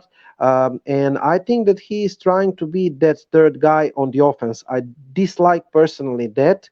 I think that Robert Williams, according to potential, is that third guy who can reach the all-star status. Somebody mentioned that he can make quadruple double, double digits in points, rebounds, blocks, and assists one day. So he has potential if he's healthy to be that third guy, part of the core, but we still miss some offense. Andy mentioned a good point that Peyton Pritchard is the scorer from the bench, the best pure shooter, and we miss shooting. That's why I mentioned Hernan Gomez, even Schroeder. They can score the ball, even from fast break or open positions, and we are not good shooting team, but that's why we need to work. That's why we need to be top in assistant rate. Somebody mentioned New York Knicks game. In that game, we were third in assistant percent in the NBA, third. And the last year, we were 27th in assistant rate. That means more like San Antonio coaching style and style of playing, if it's possible. That means that we must have more than 60% of the points, field goal made, coming out of assists. We must not play iso ball because this is the killer. We don't have enough talent to be a dominant offensive team. That's why we need to be top 10 defenses, like I mentioned, Andy, in our chat. In my opinion, even top 5 defenses in order to compete with top 4 teams Eastern Conference. I don't think that we have size, athleticism, even talent at the end of the bench, aside from Tatum and Brown. I think that we have if we do not count Robert Williams, then we have huge gap in the talent. So we must play with urgency. We must play grit and grind style of playing like Toronto did. We must dig for every possession, every ball, and we must play every game like it's eliminational game, and we must assist. We must our points must come from assist, and our defense needs to be better. I think that when everybody's healthy, our half-court defense, interior defense is not bad, but our fast break defense, especially in Toronto game, it was horrible. So we need to improve our half-court defense. I mean, fast break defense. And Andy mentioned that we have personnel to be a good perimeter defensive team.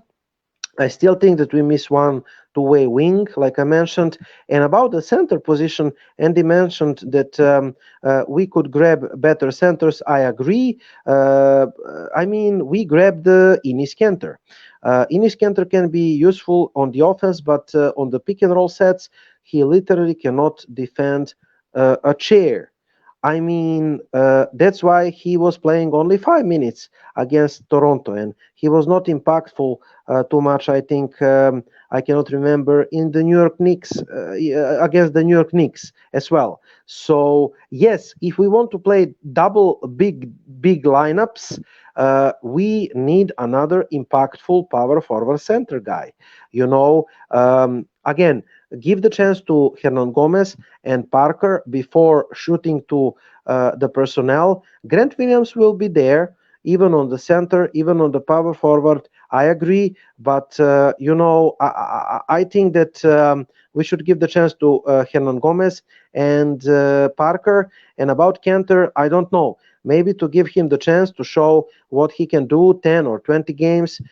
If not, just move on from him. We have open roster spots, and we can use the center with our exception. We can bring in some center or power forward with our trade TPE, or we can make some trades. I am curious to hear what do you say, Andy, because we discussed about the team identity. Yeah, I mean, I think we should have a defensive identity. That's just the players that we have. Schroeder, Smart, both defensive guards. Brown is made his name really, or made his start as a defender. That's how he earned his court time at first, was defense. Naismith, good effort defender. And he's long enough to bother people defensively. Langford, another guy, defensive. Time Lord. I mean, like when you go up and down that roster, it's mostly defensive players. So it would be the most logical step for us to become a good defensive team. And that's, traditionally, that's what our reputation was before, the whole system fell apart with, Irving and Stevens and all, that whole fiasco. And even during Kyrie's era, we were still a defensive team, because remember in the first year when Kyrie was in Boston, everybody remarked on how he made noticeable improvements in every defensive metric. So somewhere, that's why I don't think we can blame Kyrie Irving for that. I think we just lost our identity because Stevens just didn't bother to enforce a culture. And that's one of the reasons that I was kind of leery about Brad Stevens moving to the GM's office. Is yes, the coach plays a big role in that, but I also think the GM goes a long way. Andy, and not being able to control egos, not being able to handle the superstars. Well, the GM is all personnel management. That's what it is. It's a personnel management position, and your job at the GM seat is to bring in the people and make sure that they are going to be the type of personalities that are going to reinforce the team's identity and the team's culture. And I don't, I think he's trying to do that, because, you bring in these guys like Schroeder, who was a good defender last year anyway. Bringing Horford back helps, but I don't know if that's enough. It could just be that it's taking time for the culture to change back. But I just see defensively, I see a lot of the same problems when they shouldn't exist. Like Kemba Walker was a big reason we struggled last year, because we had to compensate for his inability to get around screens. But he's gone now. We have 2 point guards, Schroeder and Smart, who should have no problem getting over screens. And yet we're still having the same issues. We're over-rotating. We're missing rotations. And the thing to me is that that's not necessarily, I don't think, looking at the guys in our roster, that's not a talent gap. Like last year, I thought there were some talent issues, like Walker struggling on screens, playing a lot of young players that just don't have the experience to execute all those rotations. But right now we have, there's no excuse in that area, because we have experienced defenders who should not be missing those rotations as often as they do. And I think that is, it's not like these other teams are running incredibly complex, multiple high screens, 2 or 3 off-ball players moving. It's not like they're running these ultra complex offensive schemes. running relatively basic schemes, and we're just like leaving a guy standing in the corner because I don't know, we didn't feel like guarding him. I guess I have no idea. The same way though is like we had you could see it against Toronto. There were several transition plays where the Raptors are coming up the court. We have enough defenders back, and two guys stand on one Raptor, look at each other while another Raptor just kind of strolls straight through to the basket with nobody bothering to defend him. And that's effort, that's training. That's it's not a talent gap. That's just like either A, we're lazy and can't be bothered because you both see what's happening, or B, we have such bad chemistry and communication that we're just going to stand there and look at each other while the other team scores. And there's really no excuse right now this year. Like, our identity should be as a defensive team. If we struggle offensively and lose games because we can't make shots fall, that's okay with me. I mean, it's not. I'm not happy about it, but I will take that because we really drafted a lot of guys who are good defenders and not that great on offense. Like Josh Richardson, Dennis Schroeder. They're good defenders, not good offensive players. So if we lose because we can't find offense, whatever. But we should. I think I said this in one of my posts. It's like the one thing that we fans and the opposing team should be able to expect every night from the Celtics is that they're going to play hard-nosed defense and make you have to struggle and work to score points. We should be playing games that are below 110 almost every night and below 100 on a lot of nights. That's the level of defensive talent that's on this team. And we're just not doing it. So I don't know, I don't know what it's going to take to reestablish that culture. I don't know if the culture is so far lost that we have to make a major trade to shake things up, and I don't know at what point we're at. I think we need to give Udoka a little bit more time. It was a short off season. He hasn't had a lot of time to try to change things, but it is pretty worrisome when we see the same very basic, very effort and preparation based errors again and again this season that we saw last season. Because you would think Udoka was saying his promise was to bring back defense.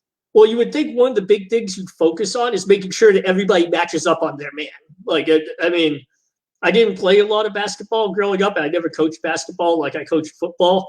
But I'm going to step out on a limb and say that making sure that you put a defender on every one of the opposing 5 players, I'm going to say that that's relatively fundamental to having a good defensive team. Because I'm just going to take a guess that if you leave a basketball player standing wide open with nobody defending him, he's probably going to score. And that's just my, so I just, it's very worrisome to me that we see these same sorts of effort and focus lapses again, right at the start of the season. It really kind of makes me wonder, A, is Udoka the right person for the job? Or B, is the team just so stuck in its bad ways that it's unsalvageable? And I guess those are the two questions that I kind of have right now about trying to find a culture. Before giving word to Danny, just want to clarify when I meant gap in talent. We don't have obvious. I meant on the offense primarily. We don't have that obvious third guy. Remember Andy and guys, couple of seasons ago, 3 seasons ago. It looks like it was ages ago right now. People, 2020 when we reached Eastern Conference finals, right? Before the bubble, if I'm correct. Our strength was because we had multiple guys on the offense who can score 20 plus points. We had Gordon Hayward, Kemba Walker, Marcus Smart, Jason Tatum. We had the other teams' GMs and coaches. They were calling us four-headed monster team.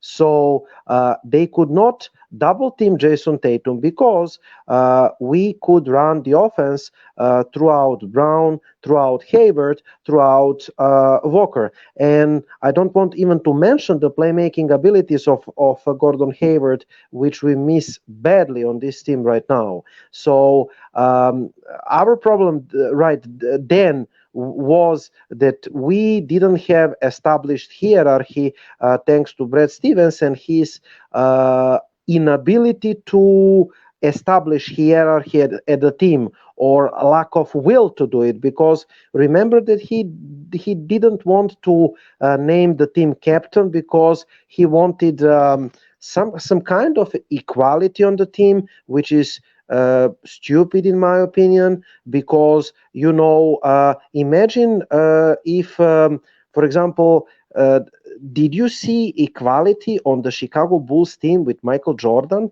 I mean, we saw Scottie Pippen complains, but he could complain all the way he wants.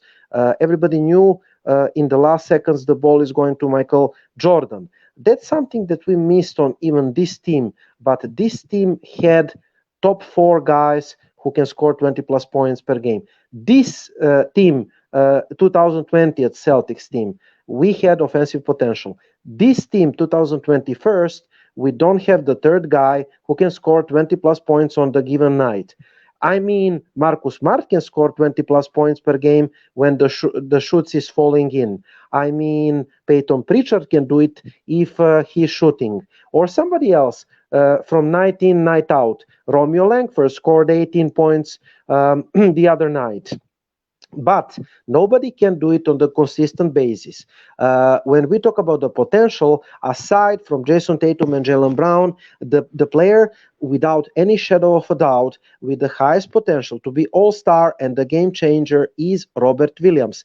The diminishing factor, like I said, is his injury, injured knee, and he's injury prone, and I'm afraid that he will not reach his potential because of the injuries. He can be double machine, he can be blocking machine, defensive anchor, and the game changer for us. But what we miss, and we missed this offseason, because we lost Fournier, we lost Ojale, and we lost which player did we lose? Kemba Walker. Yes. So we lose in Kemba Walker and Fournier options 3 and 4 who can give us shooting. We were not blistering shooting team last year neither, but this year we are even worse shooting team on the paper. So that means that we must work on the other areas to score. We must create open shoots. We must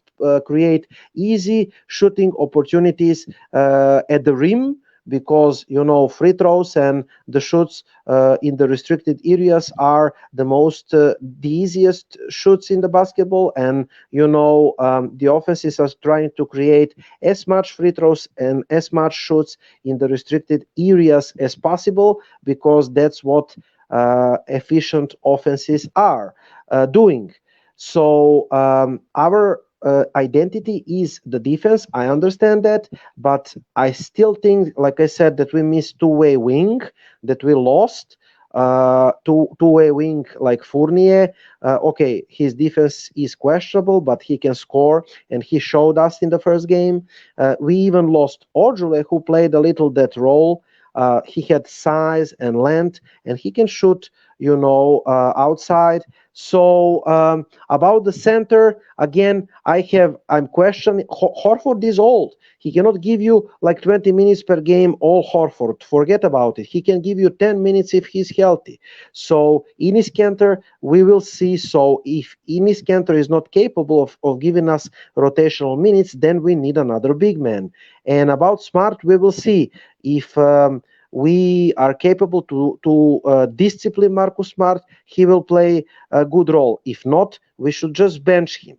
And about Ime Udoka, and he's right. I mean, he's not magician. He's not Harry Houdini. He cannot change with his magical stick the culture and the habits and bad everything. If we were able, Andy and Danny and everybody else, if we were patient with Brad Stevens, if we were willing to give Brad Stevens 6 or 7 years in the head coaching position, and if we pronounced him basketball genius in the year number 1, then why not give Ime Udoka at least 1 or 2 years to show what he can do? Because that's what's fair.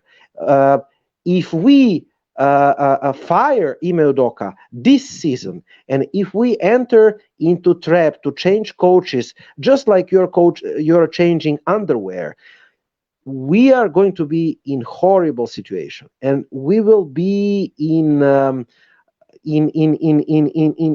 falling spiral that we will not get out of really easily. That's it.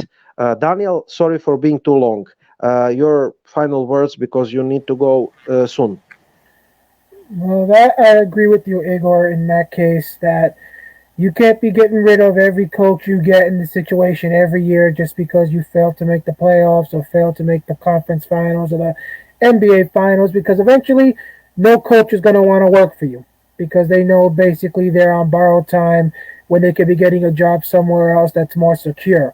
And at some point, you're going to have to realize that if you couldn't get any of these coaches to get the situation resolved, then it may just have to be that maybe it's your players who are the problem and not the coaches. If you keep getting every coach in the league to want to come and they keep having the same issue, it may not be what fans basically want to hear, but it's the truth. Let's just say if you had the mastermind himself, Red Auerbach, to come and play and coach this team, and you still had the same problems. Are you people going to say that Red Auerbach's the problem just because you want to give Tatum and Brown basically all the glory? At some point, you're going to have to say it's the issues with the players on the team in this situation. So that's why you can't consider firing Udoka after this season, regardless of what happens. You got to give him some time in this situation. But you do got to consider changing some of the pieces around if things don't go the way you want them this season. Now, obviously, again, this is only the first 2 games of the season, so you really can't be waving a red flag or a white flag at this point in this case.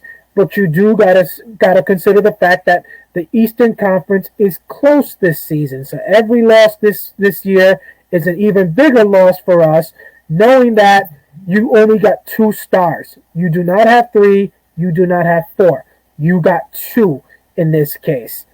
And so you got to be somewhere up at the top of the Eastern Conference if you want to have a shot of even making it to the second round, because last year proved, even with Kemba Walker, you get the wrong team in that first round matchup, and you're likely to be sent home in that first round in this case. So we definitely need to get the defense fixed up, as I mentioned just recently, because we can easily go toe-to-toe offensively with some of these better teams in the NBA, you guys. But what's been the major issue for us? Always getting dominated by the big guys from these teams. Whether it's Anthony Davis, whether it's Giannis Antetokounmpo, whether it's Joel Embiid in this case, whether it's Randall in this situation. It's always these big guys that seem to take advantage in this case. And then if you put too much emphasis on stopping them, you open it up to guys like Middleton in this situation, for example, or you open it up to LeBron, or open it up to Jimmy Butler and those guys down in Miami, the guards. We have not had a decent defensive-minded team ever since we let go of Garnett and them back when we traded them to Brooklyn. Garnett was the one that set the foundation back then when we got him to come to Boston. He was the one that brought the defensive intensity and the defensive-minded ability to get those guys to learn how to play the right way alongside Doc Rivers. The moment that he was sent out, the defensive playbook, you guys, pretty much went out the window after that. Because after that, Doc Rivers left as well. And we ended up going from one coach to another in this case. And what have we really seen? Has any coach ever really gotten back to that type of intensity on the defensive side of the ball? Not really. It's always been offense. Trying to win the game with an offensive style. Some have tried to mimic it, but you've never been able to get back to the way it was when you had Garnett, Pearson, Allen, with them playing with the defensive intensity that we had when Garnett was running the show. And unfortunately, I don't think you're ever going to get to it. Heck, you're going to have Garnett in the building in a couple of weeks, couple of months in this case, and he can look at these guys and say, it's a damn shame you're wearing our colors, but you damn sure ain't representing the Celtic teams of a few years ago. you're basically an embarrassment to those franchises and those teams the way you basically play on the defensive side of the ball. I feel our guys they play too friendly with some of these other teams. Think about it. You can get your ass kicked, you guys. They can get their ass kicked by the New York Knicks in that first game, and all you see is a bunch of high fives and all that basically right after that, and they'll be hugging and smooching with them a couple weeks later the next time we meet up with them. How many times did we see that from Garnett and them? Not often, right? Garnett, if his team got beat like that, Garnett and them would basically, and actually I should say the Raptors. Garnett, if we got beat like that by any team when Garnett was here, he would take it personally, right? That's the way I remember Garnett when he was the leader of this team. Same thing with Pierce. So that's what we need to see. We need to see that type of mentality, that type of intensity from this team if we're ever going to see this team have a chance of taking that next step. But so long as we got guys like Tatum and Brown running the show, who care more about having a nice friendship with the superstars of this league, who care more about what's going on with the, guess you could say the racial situations taking place. And I'm not saying that's not important, ladies and gentlemen, but I've always said the moment you're on that court, your focus has got to be on the game, not what's happening basically outside the arena. But the more we see these guys focusing on other things, and the game is not the main thing on their mind, the less likely it is we're actually going to see this team get to where we want them to go. And if you're not going to focus and put the Celtics and the winning and the championship as your number one thing, that's the time we got to see. Look at Brooklyn, you guys. They're dealing with an issue with Kyrie right now where he doesn't want to put the team number one because he doesn't want to take the vaccine, and so they may not be able to have him play. And so now some people are thinking they might just get rid of him. Why is it a team like Brooklyn could have the cojones to get rid of a superstar like that, but then yet we can't have the mentality of telling our guys, you got to make sure you're playing with the right intensity and making the Celtics the number one thing on your end. That's all I'm saying. If we can't get Tatum and Brown to start showing that every game is going to be the most important thing to them when they're on that court, because they're focused on other things that are taking place in the real world, or other things basically because they want to focus on it being too much trouble. Think about it. How much crap did we see Tatum and Brown talk about Irving and them before the Celtics finally sent those guys away? All because they wanted their spots. And then the very next season, you're as friendly as you can be? Nah. That's not how I would look at how I would have expected that if I was basically a Boston Celtic. You want my spot, and then yet I get kicked out, and you want to be friends with me the very next season? That's not the way I would have wanted it, you guys. So you two, I'm just gonna leave it at that. We are not gonna get back to no NBA championship. We're not gonna get back to no Eastern Conference Finals if this team continues to make it where they want to win every game 150 to 140 because they don't want to play defense on the other end of the court. You're missing too many, positions. You're missing too many assignments. And if that's the way it's going to be, we can get beat by anybody. And last night proved it with Toronto. You can get beat by almost anybody because Tatum and Brown are the only two that might give you a real consistent, like you said, Igor and Andy, the real consistent performances that you need. But let one of those guys slip up. Let one of them have to miss the game due to sickness or injury, or let one of them basically get a bad performance, and that's it. That game can easily go to the next team in this situation, to the opponent.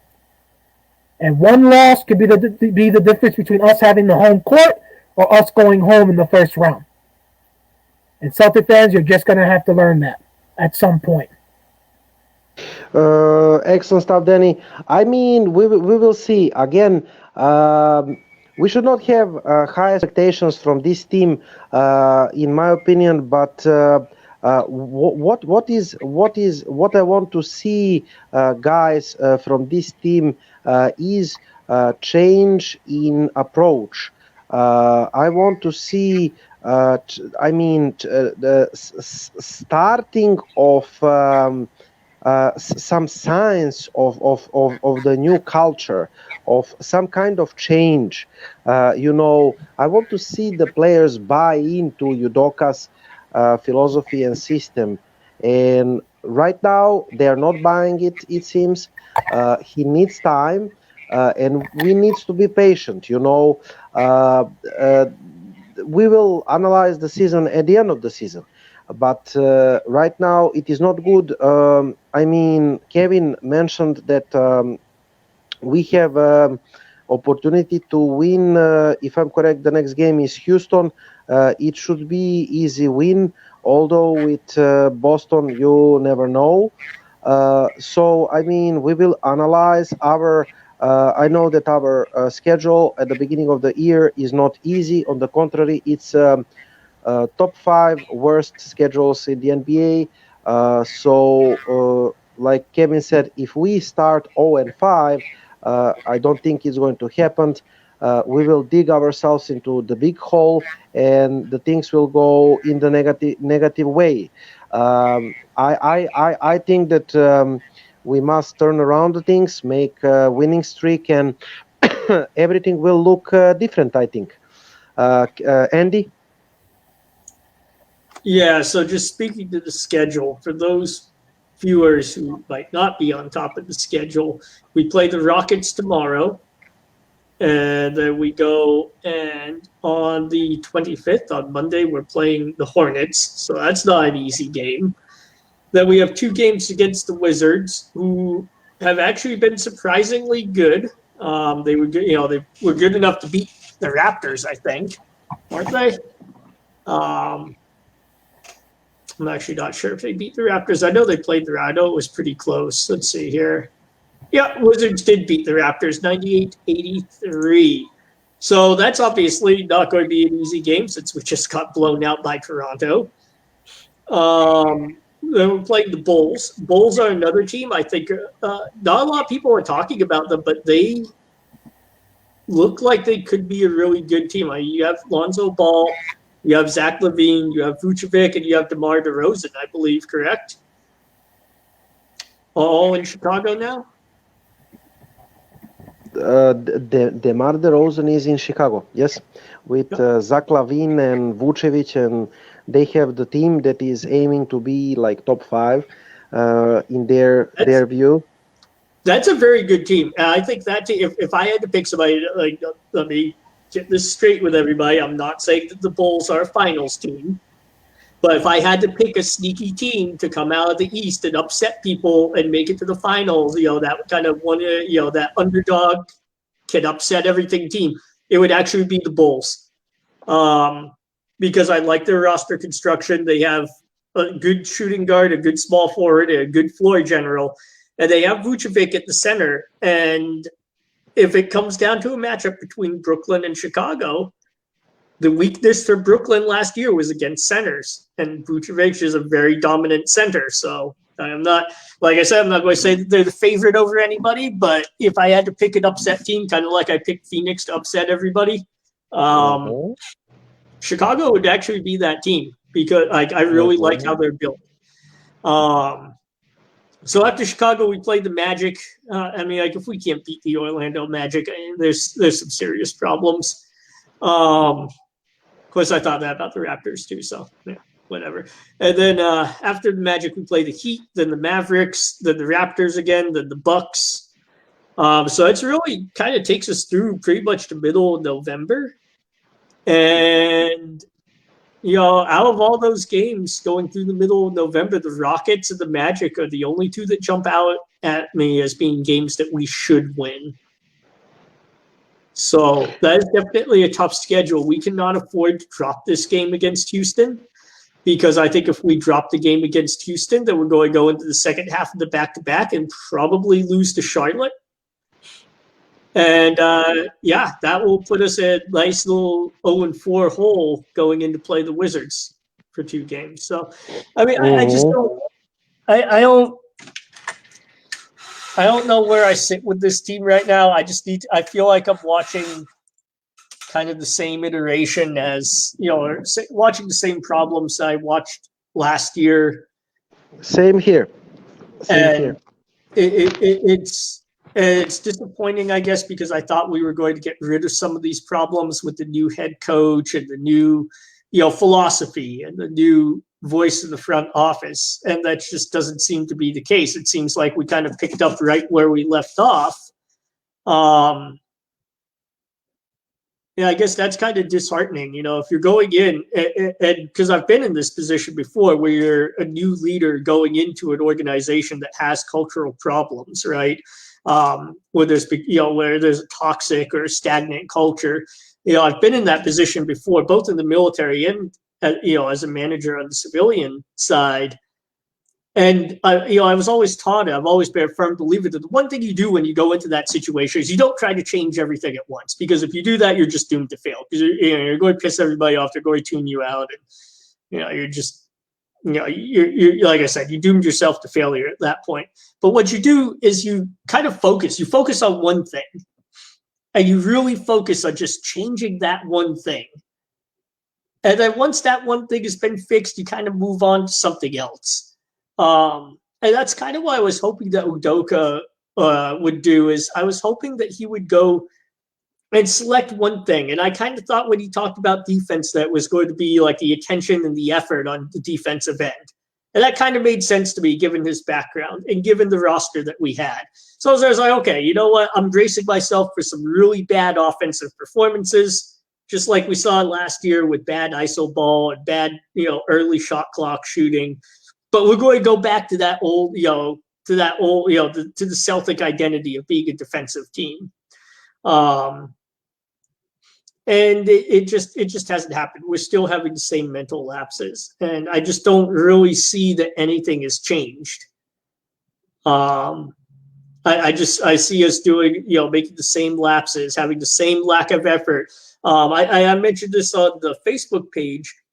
The same lack of physicality. Like, we're not putting bodies on bodies. When that ball goes up, Horford, I think, is the only one that I see actively working to box, find and box somebody out. I think Scotty was Scotty Barnes. I think he got at least 2 of his putbacks were putbacks because nobody put a body on him, and so he was basically able to just run in and dunk the rebound home. And once again, that's not a talent issue. That's simple. I mean, like Barnes is, he was a pretty well-built guy and he's athletic. But let's face it, like if you're doing what you should be doing and bodying up your man and boxing him out, he would not have had those easy run in and dunk the put back home that he had in that game. And that's something, if we keep doing that, if we aren't bodying up on defense, if we're not boxing out on rebounding, then we're going to lose a lot more games to teams that, we should be beating, to teams that are less talented than us. And that's just because, effort, talent is good, but effort, I think, is more important. If a team doesn't play with effort and focus, they will lose to a lot of teams that are less talented than them. And I think that holds true not just in basketball, but I think that holds true across pretty much every sport.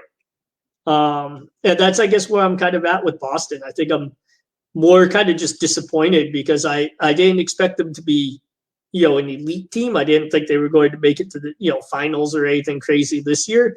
But I expected to see some evidence of a culture shift and to see these guys come back kind of rejuvenated by a new voice in the front office and a new page in their careers. And so far, I just haven't seen that. About Chicago that you mentioned, I agree. They are a really interesting team. I will mention, for example, the other night they defeated New Orleans Pelicans 128-112. Their starting lineup is consisting of Lonzo Ball, point guard, Zach LaVine, guard forward, then Patrick Williams forward, then DeMar DeRozan forward, and Nikola Vucevic center. At the bench, we have guys like Tony Bradley and Alex Caruso from Lakers, Javonte Green from Boston last year, and Matt Thomas from Toronto. We will see what Chicago will do and can do. Note that New Orleans Pelicans didn't have, their main star. So Williams.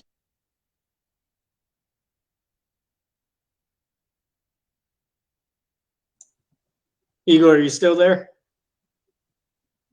Yeah. I think that I am. Can you hear me? Yes, I can hear you. Yeah. Oh, great. And by the way, the Houston, the Houston that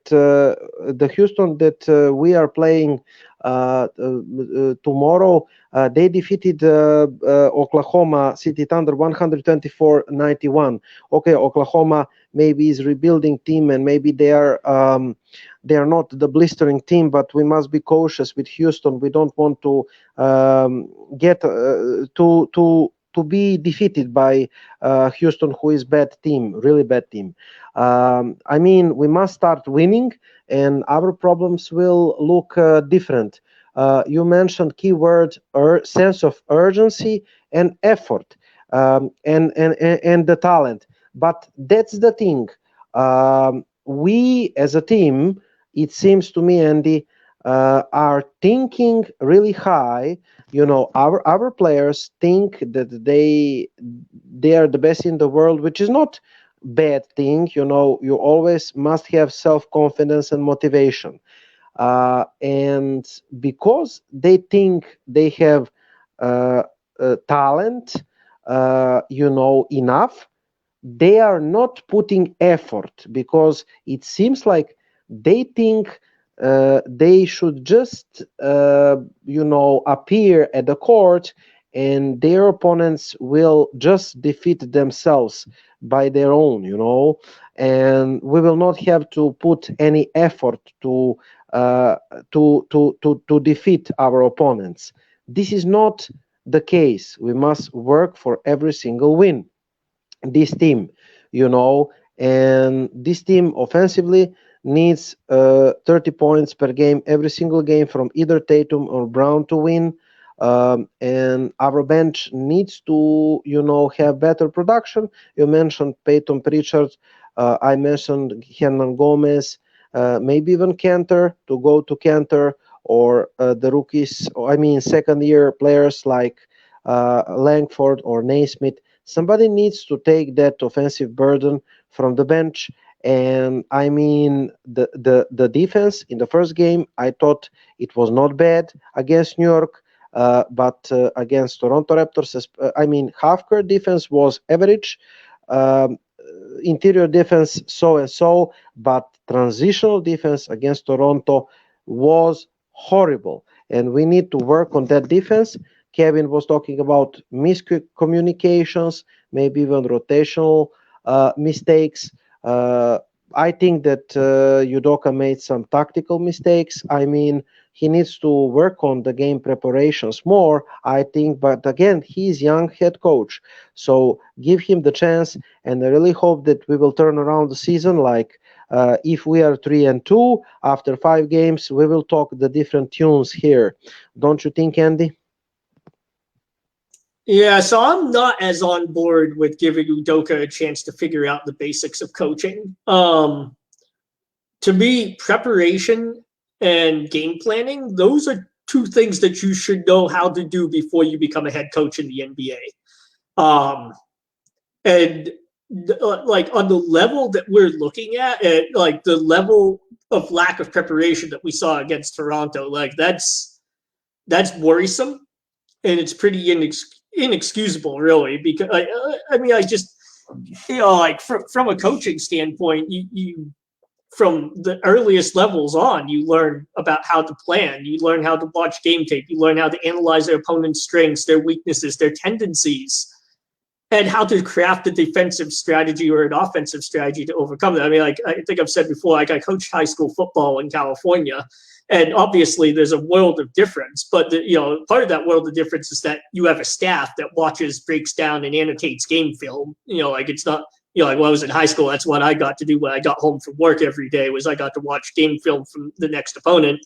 and analyze it, note it, send it to the head coach, and draft my offensive scheme, because I was an offensive coordinator, to go and figure out how, like, hey, these guys have a great secondary. How are we going to beat that secondary? They have great high safeties. Okay, we're going to run short to intermediate crossing routes that are going to pass underneath the safeties. And then you start to pull those plays together. That's what happens in the first part of the week. And then you go start drilling the team, and you drill. I was a big believer that you don't overcomplicate a playbook. I was a big believer that you run 5 to 7 plays in a game, 5 to 7 plays that you run consistently throughout the game. And you focus on making sure, especially at the high school level, because they're not professionals, they have school and they're just not that developed yet. But you focus on making sure they execute those 5 plays flawlessly, perfectly in practice. And that was my thing. Is I was a big believer, and I think most of the kids who played for me will remember that. I think my favorite line that I said during practice was, "Okay, do it again. Don't screw it up this time." Because, we would run the same. So I remember in practice, we ran the same play for 2 hours because they just couldn't get it together. And, I was like, okay, well, we're not going to progress. We're not going to move on until you guys can run this basic play to perfection. And that's just something I'm a big believer in. And I would say that on the professional level, as a coach, you should have an even higher standard for your game preparation, your game planning. You have that staff. And as a head coach in a professional sport, by the time you reach that level, I would think that you have perfected and moved well beyond the process of a high school coach. That would just be my assumption. Otherwise, I obviously missed a major career move that I could have made, and could have made a lot more money. So I think that's kind of the most disappointing, very disappointing for me looking at Udoka. And it's also disappointing because I know that there are head coaches out there that we have very strong evidence that they are good game planners. I know I've been advocating for Becky Hammond for a long time, but we've seen the teams that she's prepped, she's done the scouting and preparation for, and we've seen her be able to translate that into good performances when she took over the Spurs against the Lakers. I thought Chauncey Billups would have been the good head coach, but he had some sexual scandal out there, and he faded down our chart. I think a sexual scandal or something with his wife. I cannot remember. Yeah, it was some sexual assault scandal, I think. Sexual assault, and then he faded away, and everybody forgot about him. Yes, you're totally right. Those 2 female, Becky Hammond, and who was the second one? Well, I think Chauncey would have been another good option. Yeah. He's our Celtic, and he knows the culture, and he was drafted by the Celtics, and he knows basketball. He's the winner, and he's tough guy. He's enforcer. He can punish Tatum and Brown, for example. I love, for example, Udoka punished Marcus Smart for missing the flight. I love he punished Grant Williams for talking with the official, but he didn't punish Jason Tatum. And you cannot do that if you are playing the tough guy. You're a tough guy until from the beginning of the end, or you're losing your authority. And you're totally right. If you're head coach, that's why you have 100 assistant coaches, because they are helping you with the game preparation, man, with the scouting of opponents. I mean, come on, you cannot miss the lineups and the opening tactics, at the mismatches. We were attacking totally wrong mismatches against Toronto, man. I mean, I'm okay with attacking Van Fleet with Tatum, because I think over time you wear Van Fleet down with that matchup. It's one of those attacks where that it's not going to work right off the bat, because Van Fleet he's an effort defender, but sooner or later you wear him out. Because it's physically taxing trying to defend a guy like Tatum, who's much bigger and longer than you are. You're going to wear him out, and either A, it's going to give Tatum points, or B, it's going to it's going to seriously take away from Toronto's offense, because Van Fleet's a big part of that if he's tired on the defensive end. But the thing to me is they abandoned that. It's like it didn't work in the first quarter, or actually I think it was more like the second quarter, and they moved away from it. They stopped doing it. And I'm saying that I'm like, okay, as a head coach, you have to understand like that this is, it's not something where, it's not like attacking Kemba Walker. Like if you attack Walker with Tatum, then I mean, it's going to be like it's going to be like a freaking landing strip going into the basket, and you're going to rack up tons of points. That's one of the reasons I didn't like Kemba Walker on this team. Van Fleet's not like that. He's an effort defender. He plays a lot tougher than his size would suggest. But if you're going to target him, you're targeting him with the idea that you're going to wear him down over the course of the game. You're probably not going to see the benefits until after the halftime break. And one of the main benefits is you're just going to tire him out, so he can't do as much offensively. But when you try to target him for like the first quarter and a half, and then you move away from it, I mean, like it does you no good. It's pointless at that point, and I felt like that was the only plan they had on offense. And once they moved away from that for whatever reason, they just kind of, okay, well, we're going to bring the ball up, make a pass, and shoot it. See what happens. I mean, to get back to Udoka thing, totally wrong. I think plan against Toronto, and I mean maybe the plan was not that bad, but the players just didn't execute it. they were not executing it. I mentioned Brown. It's totally unacceptable. Even if they are not giving him ball, him to take like 4 field goal attempts in one period or 2 periods to have like 9 points. I mean, come on.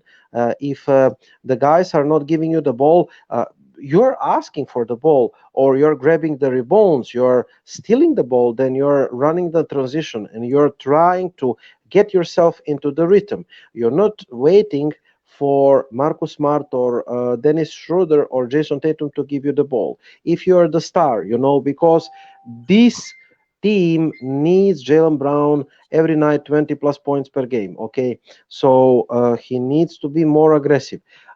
Jason Tatum is not in his rhythm at the beginning of year. He needs to get back into the rhythm.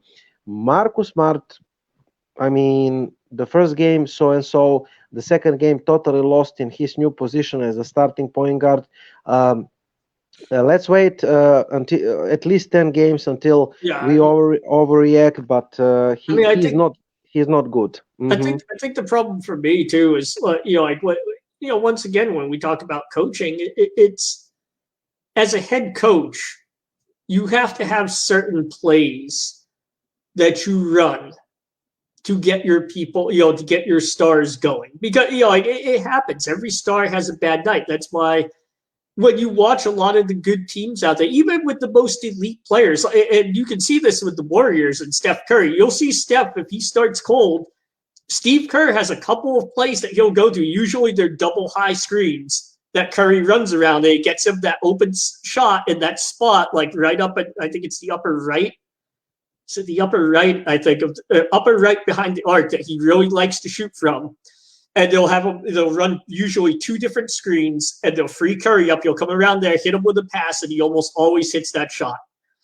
And you have to have plays like that that are designed to do everything possible to get your star open and get him the shot that he loves and he can hit.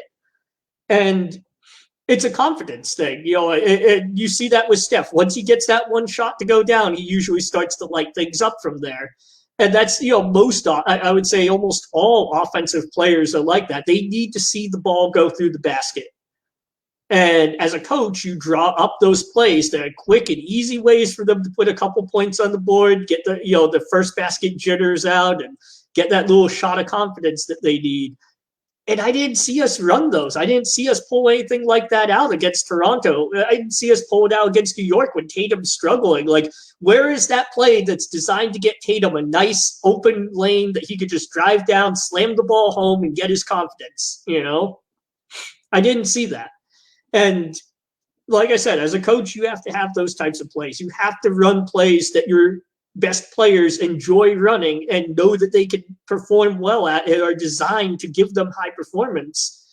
And if you're not doing that, then that's a pretty questionable coaching decision. The other thing to me that's a problem with Boston, we still don't have a floor general. We got Schroeder. Schroeder, decent passer. He's a good playmaker. He's also not really a floor general. He never, I guess he kind of did maybe in Atlanta, maybe a little bit. And was it OKC he was at? But in OKC, who was the primary playmaker? It was Westbrook, wasn't it? Yeah, Reggie Jackson and Westbrook. Yeah. But And then with the okay. Lakers, it's LeBron. Yes, and Rajon Rondo. I think that Schroeder is good for backup point guard, but I'm not sure that he is the starting point guard type. And Marcus Smart is shooting guard position. We are using him as power forward. Remember that the most efficient lineups previous years with Stevens were with Marcus Smart at power forward. When he's playing the enforcer. I mean, like the problem is we got away with some of that stuff. I think because it was sort of, how would you say? It's kind of like a novelty thing, right? So I'll compare it to football because football's the area where I just know a lot more about the sport. But if you remember a couple years ago, Sean McVay and the Rams, they had this amazing offense. Nobody could figure out how to stop them. It was primarily a play action offense, and they just blew people up because they had great running backs. And they could, people always bid on the play action. They would, then they had good receivers who would rip off huge gains. They were a historically great offense. And then Bill Belichick in the Super Bowl showed everybody in the NFL exactly how you design a game plan to shut them down. By the way, that's an example of incredibly good game planning. Granted, he had 2 weeks to do it in.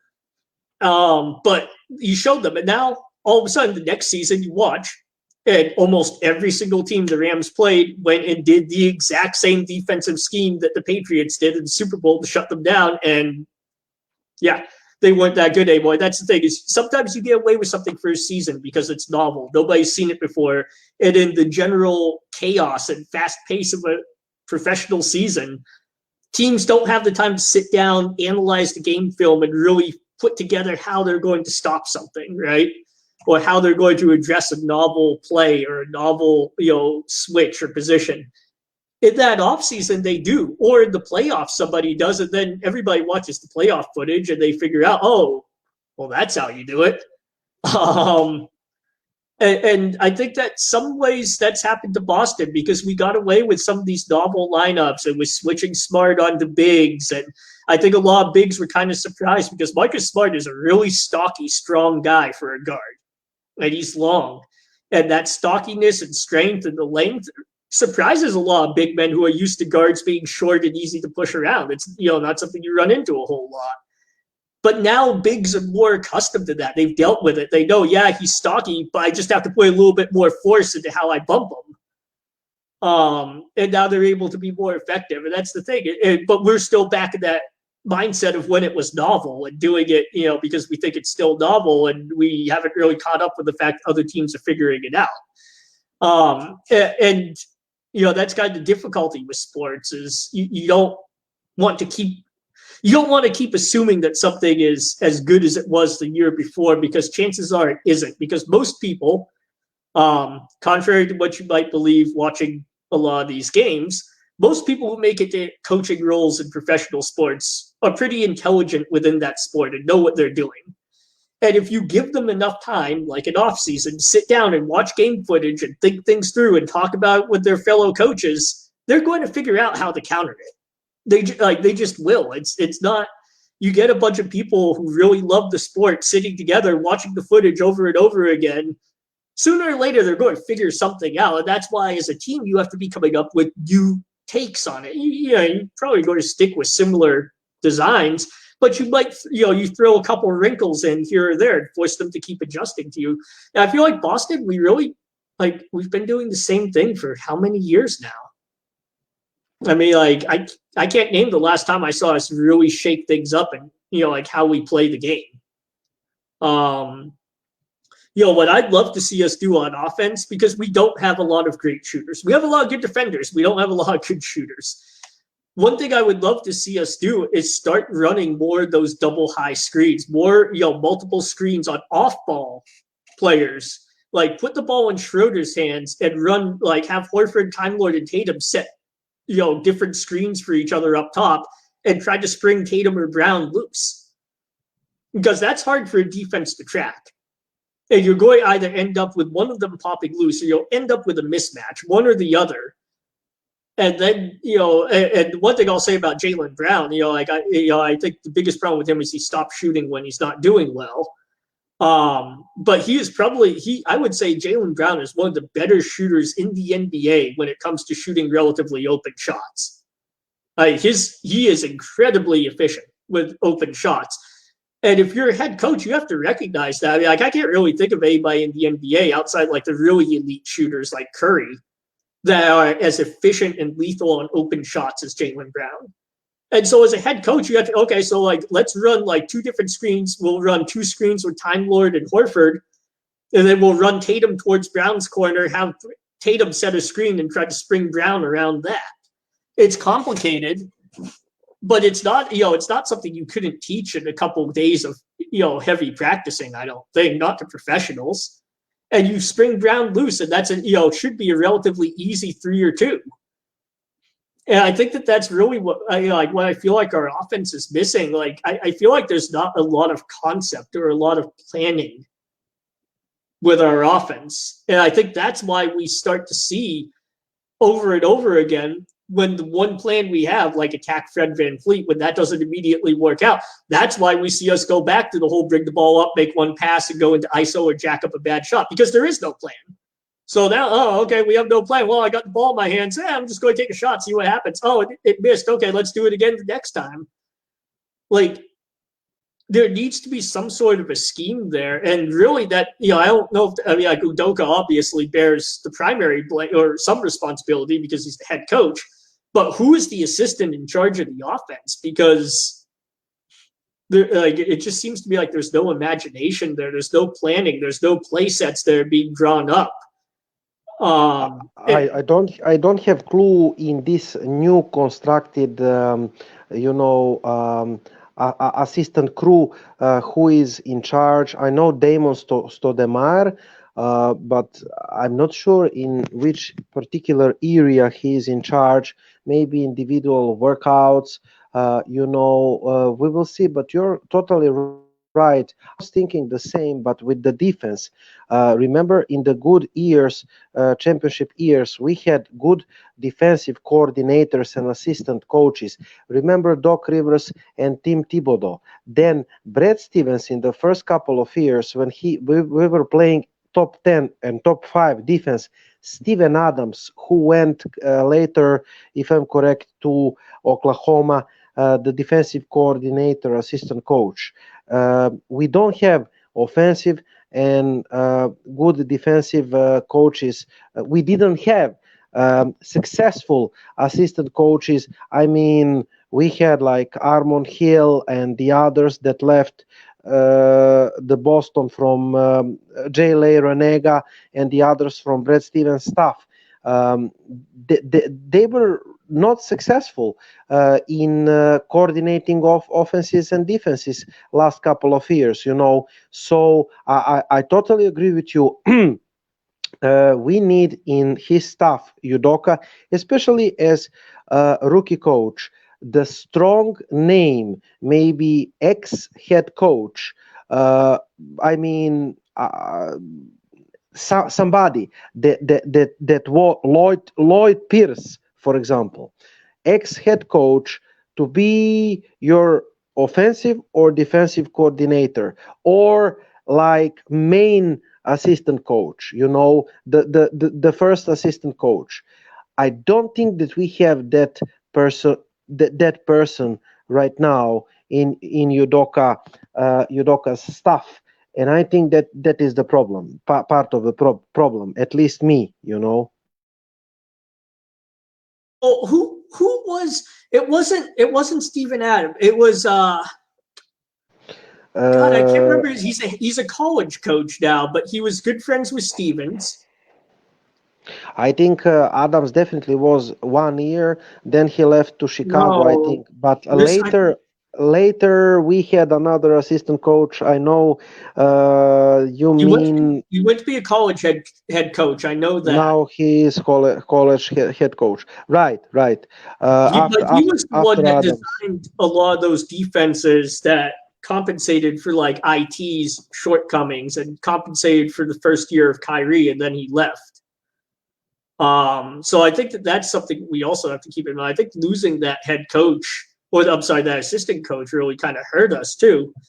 And so I don't know if that maybe, I don't want to say it exposed Brad Stevens, but I think that it definitely, I think maybe we didn't credit the assistant coaching staff as much as we probably should have. And I think that that's something that, also bears, kind of paying attention to. I can't find that assistant coach's name. I can't remember what it was now for the life of me. But yeah, I just don't remember it now.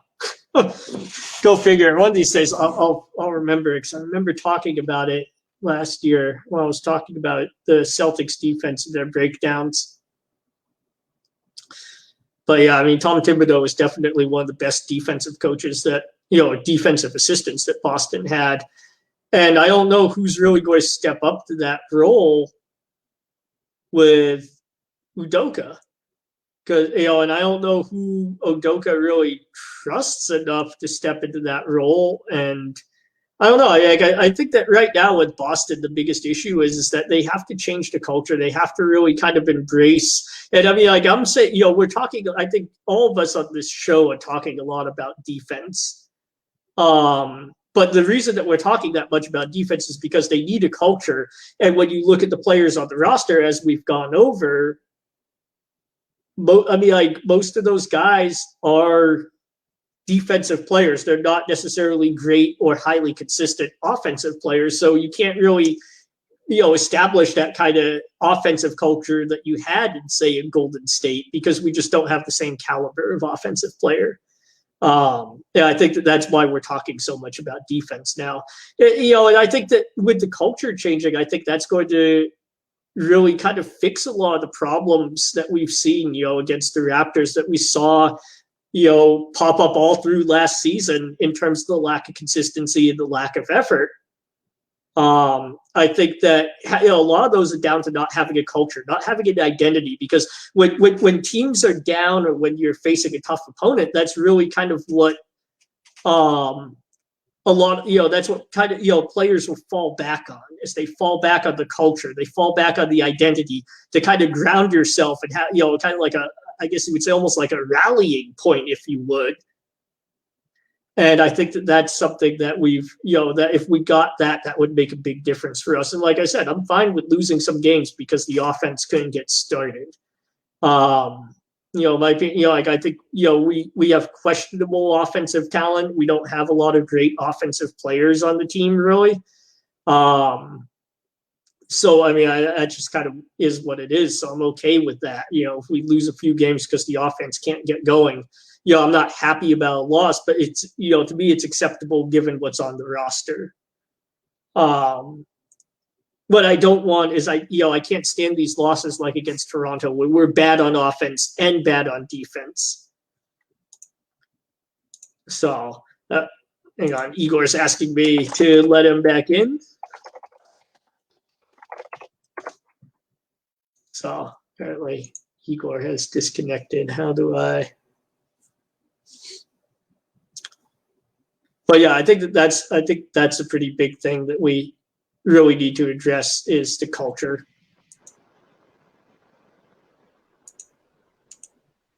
Okay, let's see if we can get Igor back in here.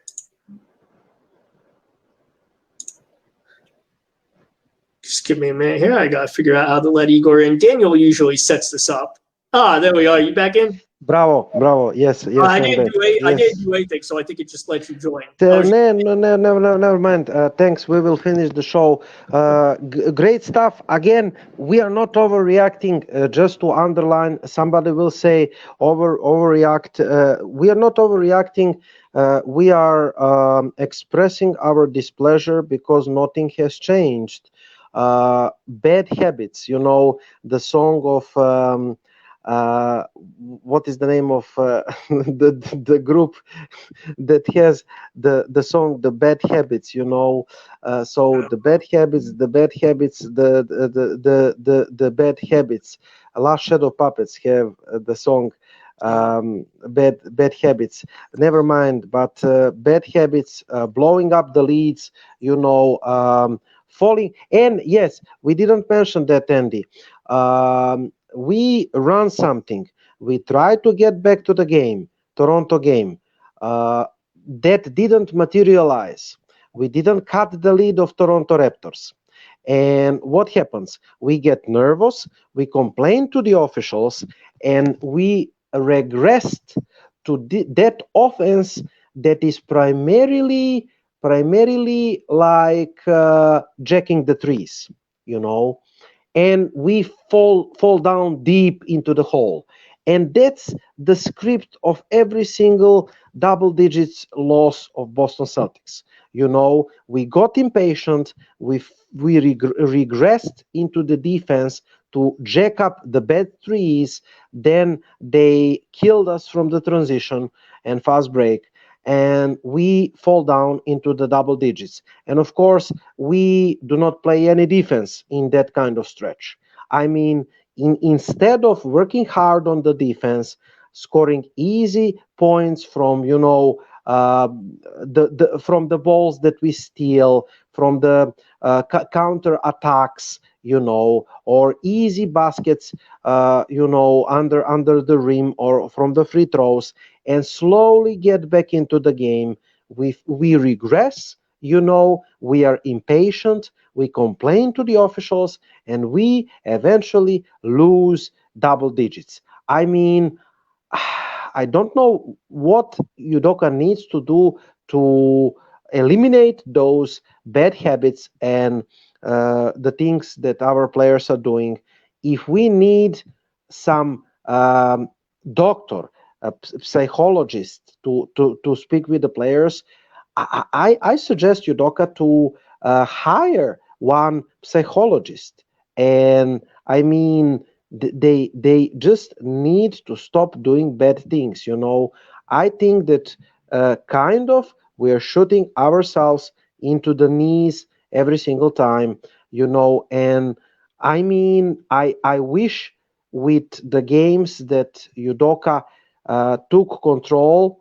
Can took control of the team and can eliminate those bad habits that we have, you know, because if he doesn't eliminate those habits, we will get more ugly losses, and with every single loss, you know, Udoka will have a really high pressure on him, and you know, eventually he will get to the position where he will get fired sooner rather than later, and I don't want that to happen, you know.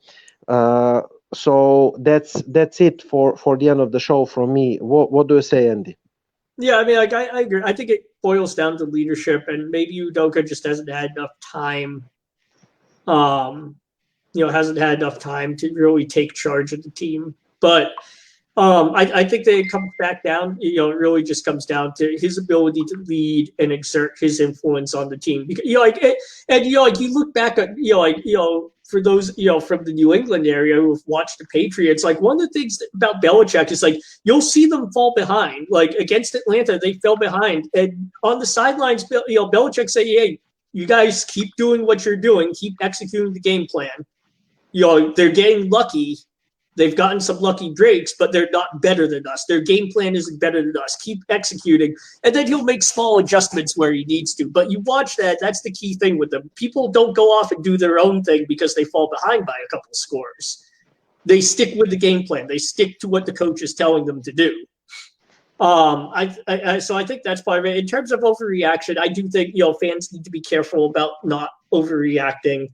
I don't think it's time to make any big trades. I think it's time to, I think come the end of the season, if we're still having these discussions, then I think, it probably is time to start talking about trades. But I don't think that that's the case right now. But I do also think, though, that this is a case where If you look at these two games, it's not a problem. It's the start of the season with a new head coach, and you can say, oh, well, it's 2 games to start the season with the new head coach. That's not alarming. That is correct. However, when we see the same issues that we saw all last season continuing to pop up, that's when it's alarming to me, because now we're not talking about 2 games at the start of a new season with a new head coach. We're talking about a continuing trend that sunk us last season that we're still exhibiting in the first 2 games of the new season. That is a lot more alarming to me. I think that this team can be good. Like I said, I don't think they're going to go to the finals or anything crazy like that, but I think this team is realistically has the talent, if they play well, to be a 4 or 5 seed, even in the East the way it is now. But the East is also a lot better. The East is good enough now that if they play the way that they've been playing, with giving up the big leads and not paying attention on defense and not moving the ball, the East is good enough now that you'll miss the playoffs altogether. I mean, that's just the reality, because I think the Raptors on the bottom end of teams that might make the playoffs. And if we get blown out by teams like that, then the reality is that, we could end our NBA watching, or our Celtics watching season. I'll still watch, other teams in the playoffs, but we won't be watching the Celtics in the playoffs, because the East, it's no longer a cakewalk. It is now a competitive league. And if we don't play to potential, and if we keep playing lazy basketball, then we're going to get bounced out of the playoffs, and we might not even make the playoffs.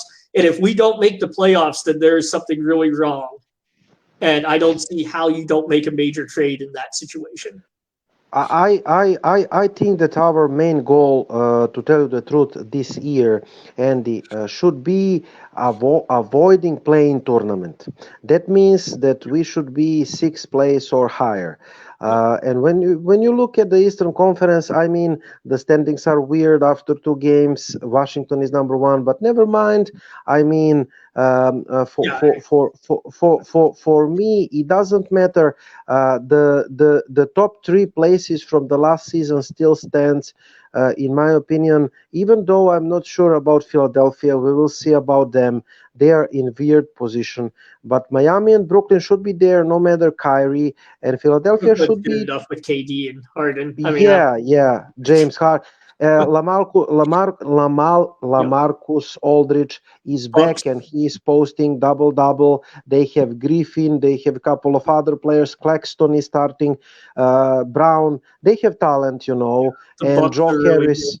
Joe Harris is one of the best pure shooters in the Eastern Conference. So, I mean, Brooklyn is there.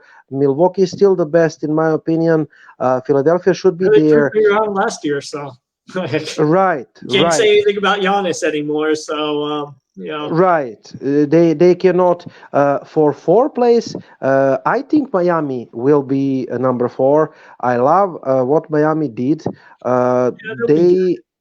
They will be at least in competition for number 4. New York will be good. If they can put it all together, they'll be good. Chicago will be good. New York and Atlanta, in my opinion, positions 4, 5, 6. Boston is there with the competition between 4 and 6. Chicago, we said, is improved. Chicago could actually put it together. I think they're one of the best 4 teams in the East.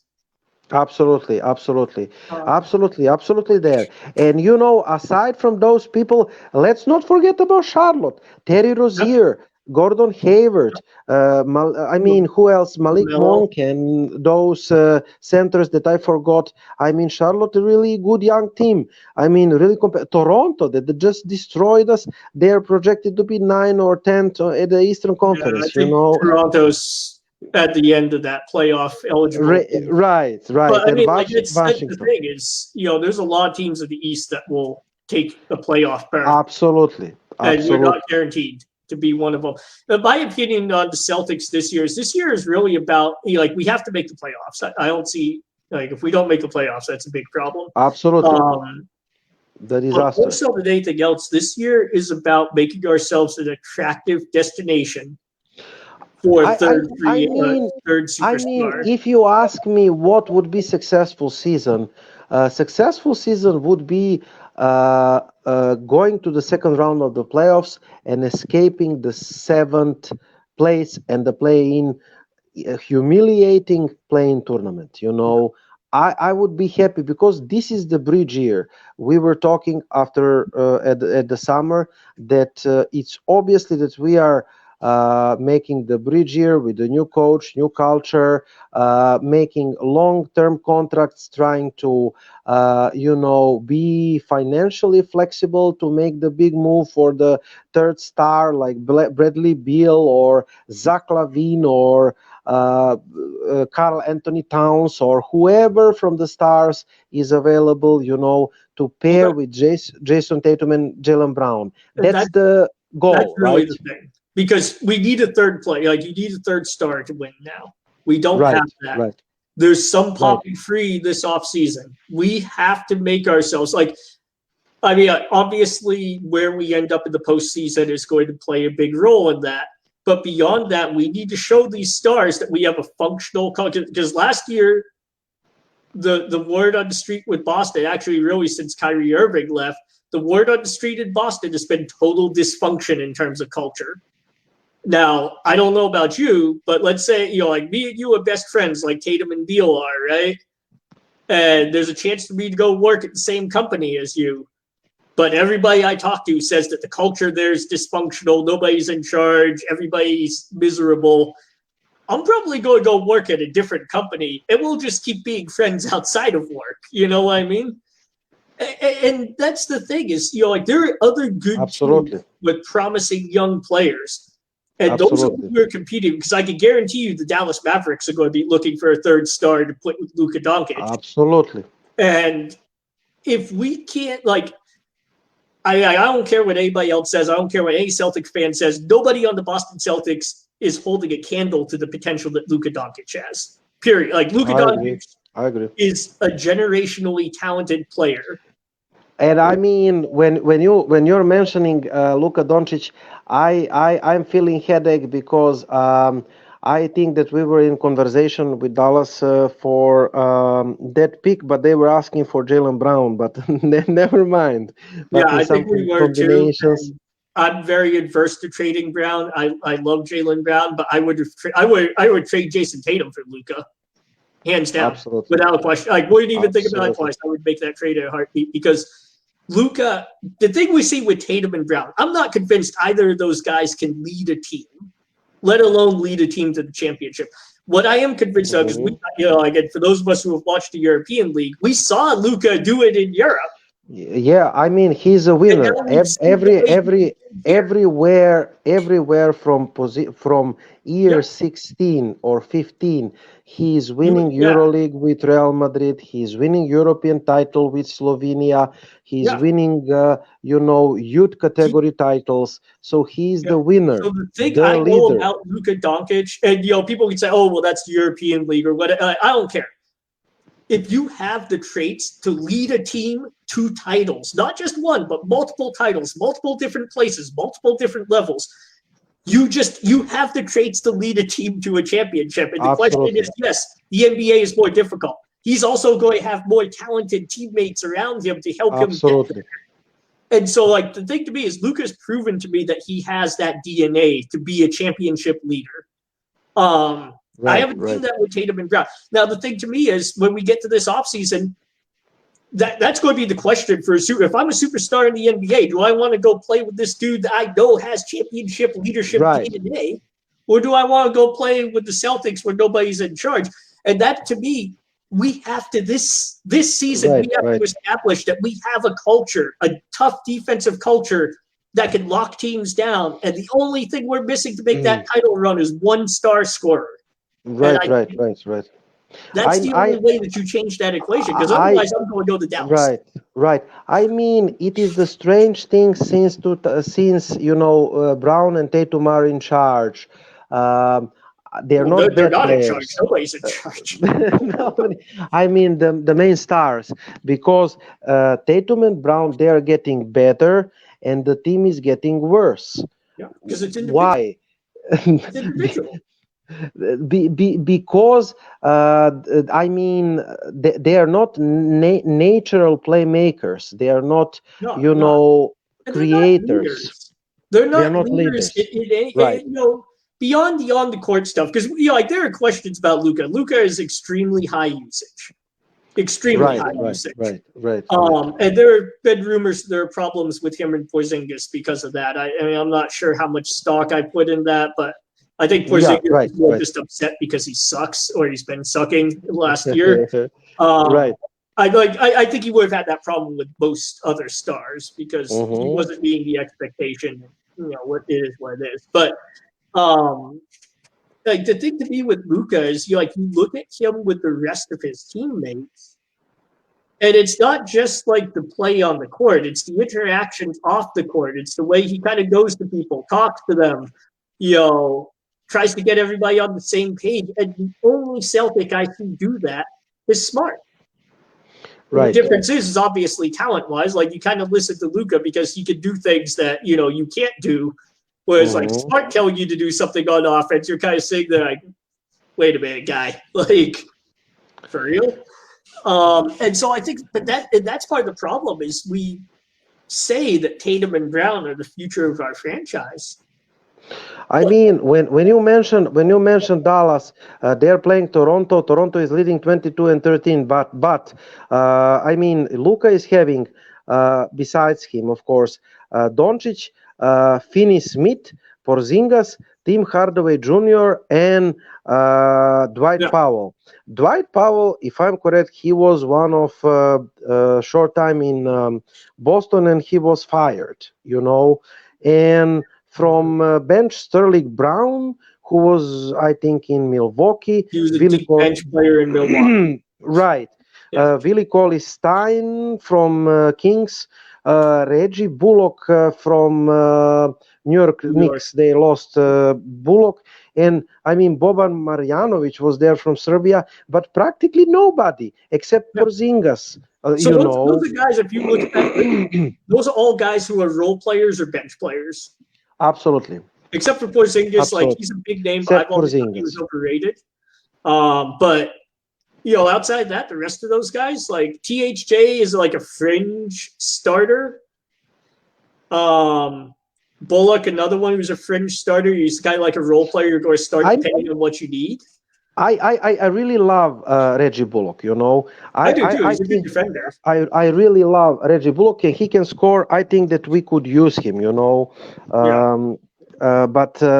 he's not a star, but solid role player, right? I think he's better than Josh Richardson. I think that's why they got him instead of Richardson. That's right. I mean, he's more efficient in the offense, right?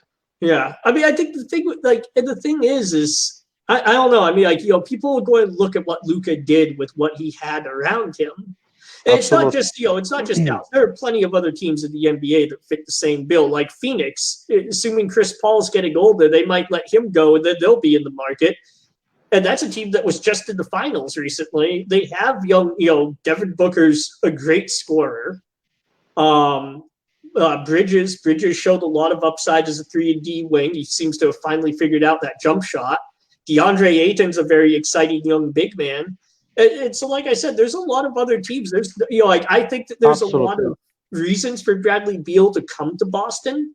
I think Boston would be a front runner. But if our culture is dysfunctional, then it's not like there aren't other really good and really interesting places for him to go to. And a lot of other teams that would be I think Phoenix may be less interested in Beal because they really would need a point guard, not a shooting guard.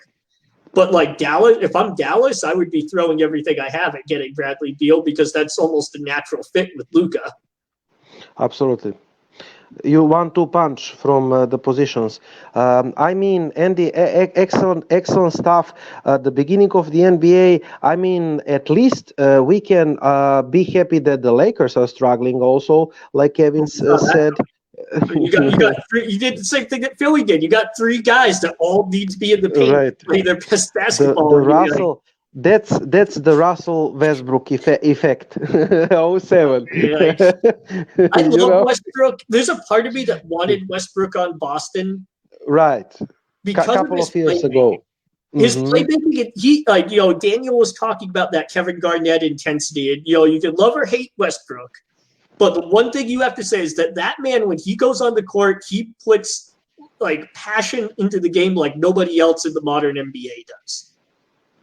He just plays the game with so much passion, and I was thinking, I don't like his play style, but maybe that's that type of abrasive, passionate leadership. Maybe that's what this team really needs, is that type of a guy, and like I said, I'm not a big Westbrook fan.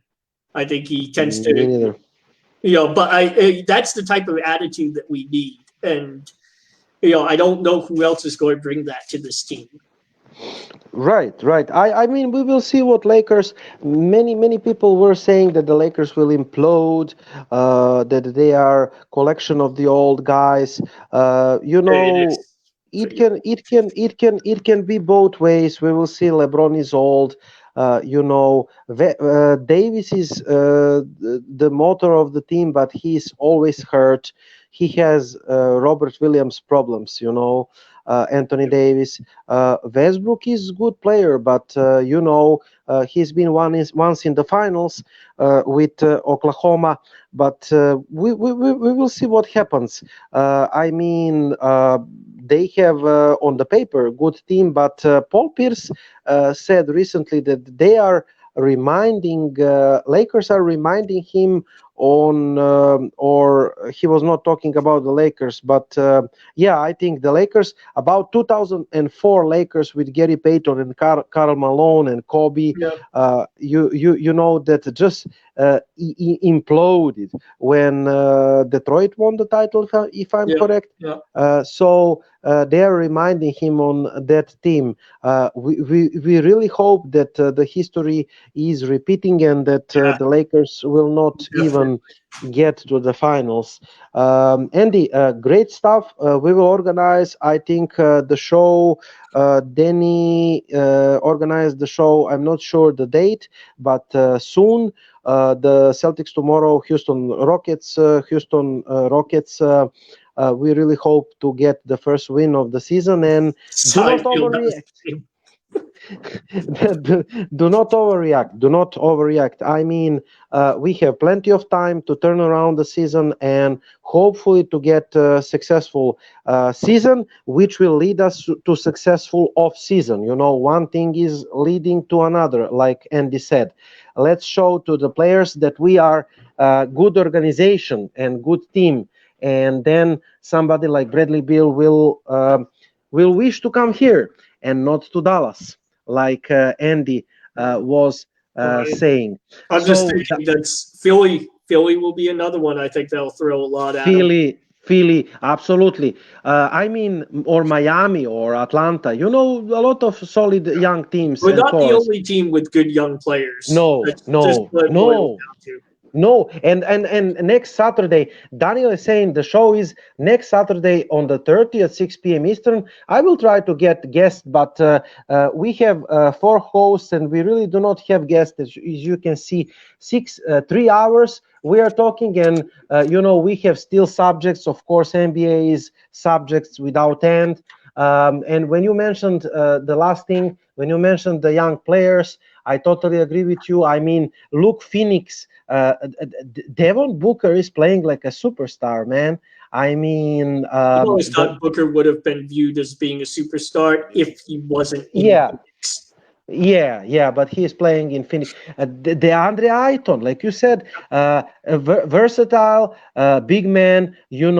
Then who is big man? Bridges, I think. Bridges is small forward. He's one of those guys. Like, I don't think he's a great number 3. He's like a fringe number 3. But if you put him number 4 behind Booker, Ayton, and a third star, he's a really good number 4. Absolutely. That's the thing. And once again, Celtics fans, we got to realize that there are other talented young teams out there. Absolutely. And look at New York Knicks. They didn't exist on the NBA map since Patrick Ewing retired. In early. And they could theoretically play for another star because they could restructure Kemba's contract. I believe, and this offseason. They got Kemba Walker, they got Fournier. They are beginning to be attractive to the free agents. They can be in the mix for another star. You mentioned Atlanta, Trae Young. Who is there? The center that Capella. want not Capella, young one, Collins. Collins. Oh, power forward. He's a power forward. He's not a center. He's Power forward. Yeah. He's playing power forward, but the small ball center. But Collins, Herter isn't that bad. Kevin Herter, he's not bad. They got Bogdanovich. Kevin Huerter, Bogdanovich. Yeah, my guy Bogdanovich. Yeah. Good young core. The New York Knicks, the Phoenix Suns. Denver Nuggets. They didn't have the good season, but MVP is there, and they're who was the guard star. He was hurt. This Murray. year. Yeah, and Michael Porter Jr. He got just the extension. Figured out how to play. Yeah. The other one is Utah. Like, I don't remember when Mike Conley's contract ends, but it's not sure. Right. But I mean, right. the thing for Boston absolutely. Utah Jazz with what is his name? Mitchell. The Donovan Mitchell and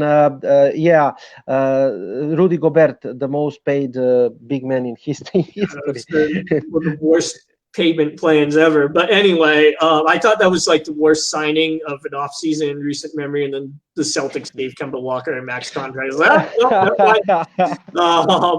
I mean, and I think though that's what fans need to keep in mind is that this season isn't so much about trying to make a deep playoff run. Because I mean, we just don't have the talent to make a deep playoff run right now. Again, I would be happy with the second round. Yeah, second round would be good. I'd say second round is probably pushing the limits of where we can be, depending on seeding and everything. But like the real thing is to show that we have a culture, we have an identity, and that we're a place that you want to go and play basketball and not deal with a bunch of dysfunction in the locker room. Because I mean, like, I know Celtics fans, the last couple of years, I've said it early in the season, there's dysfunction in the locker room. And every time I say that, fans are like, oh, no, it's fine. Nothing's wrong. Brown and Tatum are friends. Well, every time I've said that, as the season's gone on, we've gotten proof that there was dysfunction in the locker room. And yeah. I mean, like if we are, we the public are seeing that evidence. Remember, guaranteed that the players know. Randy. Remember when Kemba Walker came here? Sorry for interrupting you. The story was he's such a good guy. He's such a great teammate. Yeah, being a good guy. He's maybe not as talented as Kyrie Irving, but he's such a wonderful teammate that he's going to make atmosphere at the locker room good, okay? And then later when he's traded, we found out that actually he was part of the problem because he was not happy with the role, with the number of shots, with the minutes, with being third fiddle. I mean, so, and we were talking on the show, and everybody was saying, you guys are crazy, you guys are haters, I mean, like you said, if we can notice that, I mean, everybody could notice that, right? There's a reason that Blake Griffin didn't come to Boston. And one of the big reasons was what he heard through the player grapevine about the dysfunction. And if Blake Griffin heard that, then I can guarantee you every superstar that's considering Boston is going to have similar feelers out this year. Absolutely. Absolutely. And if we can't fix that dysfunction, then we're going to watch the guys like Bradley Beal, who we really should get. We should be the front runner for Beal. But if that dysfunction continues, I will almost guarantee that he will go to Philly or go to Dallas or go to somewhere that's less dysfunctional. Maybe not Philly, because Philly's just about taking the cake right now for dysfunction. We can be glad that we're not Sixers fans because Ben Simmons has proven to be just about the weirdest guy in the NBA this side of Kyrie Irving. I think two of them maybe should just go and make their own two-man basketball team and go and do whatever it is they do on their own, because I have no clue what's going on with Simmons. Right. I mean, Kyrie Irving, I stopped figuring out Kyrie Irving the moment he left Boston, and I'm happy about it. I mean, the guy is having his own priorities, and that's not basketball, and I don't care about it, you know. He's a really weird guy. But I think that the thing that we do have to take from these weird weird stories is that as more and more players pull these stunts with refusing to play and demanding trades, we can't take for granted that Tatum and Brown are going to play out their entire contract. Now, I don't think Tatum and Brown have that type of personality. I think they'll play for us until the end of the contract.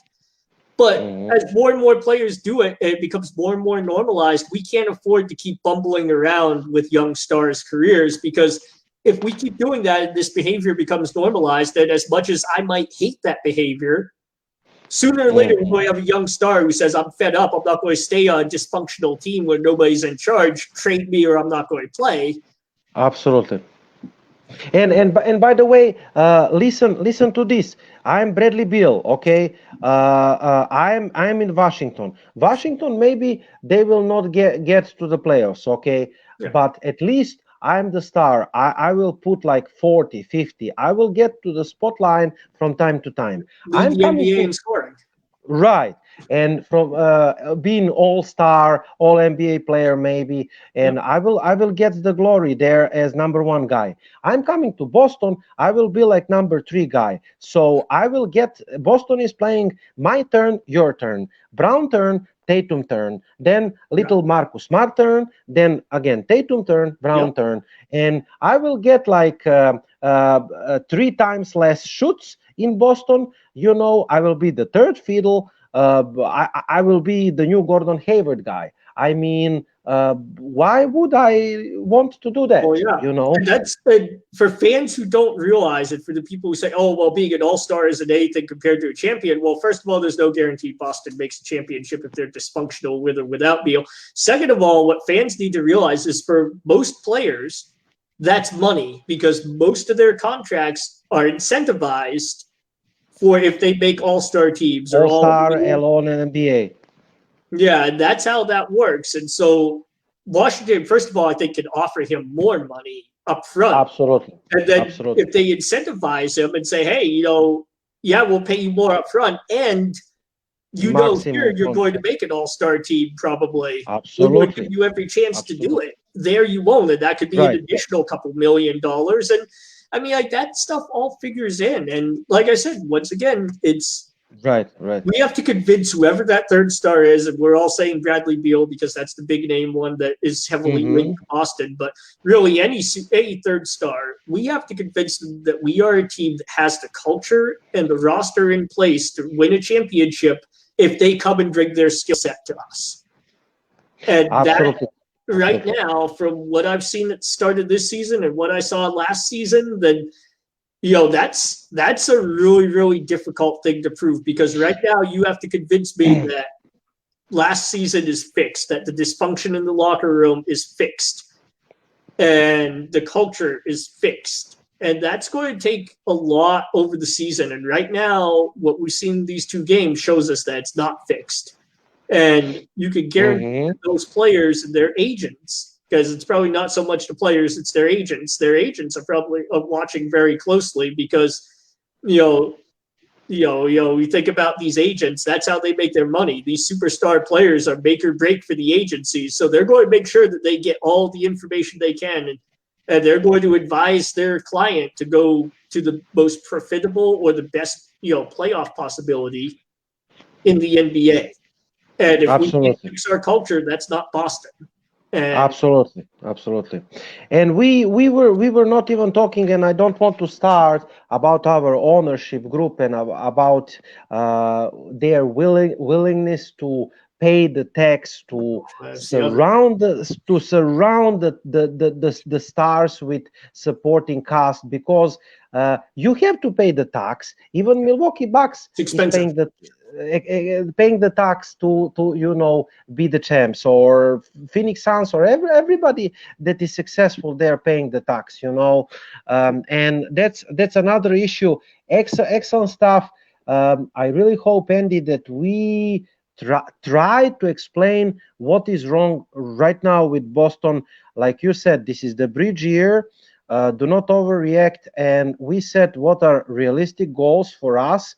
I think we all agree too. For once, we all agree on where we're at. Right. What are realistic goals? And Boston should not make any panic moves anytime soon. When the new year comes, and after the new year, we will talk about the trades, changes, TPE uses. But right now, we should just wait and see, and give time to Ime Udoka to implement what he's saying, the new philosophy, the new culture. And I would suggest him to hire good assistant and defensive coach. If the defense and the offense, if they don't improve, we should definitely hire assistant coaches in that areas. And the second thing, Ime Udoka to follow his own words and to punish everybody that is breaking his own rules. That is the only way he will deserve the respect from the players and from everybody else, including us, right? Yeah. So that was that. 3 hours and 20 minutes, guys. Saturday 30 at 6 p.m. Eastern, Celtics Talk Radio Crew. If you like us, follow us, Celtics Talk Radio everywhere. Andy and Igor is signing off. Have a good night, and go Celtics tomorrow. Beat the Houston, right, Andy? Please beat Houston. If we don't beat Houston, I will overreact, because I don't know what to do. Yeah. So the nice message for the end. Please, Boston, defeat Houston. We please you. Okay, have a good night. Go, Boston. Have a good night. Take care.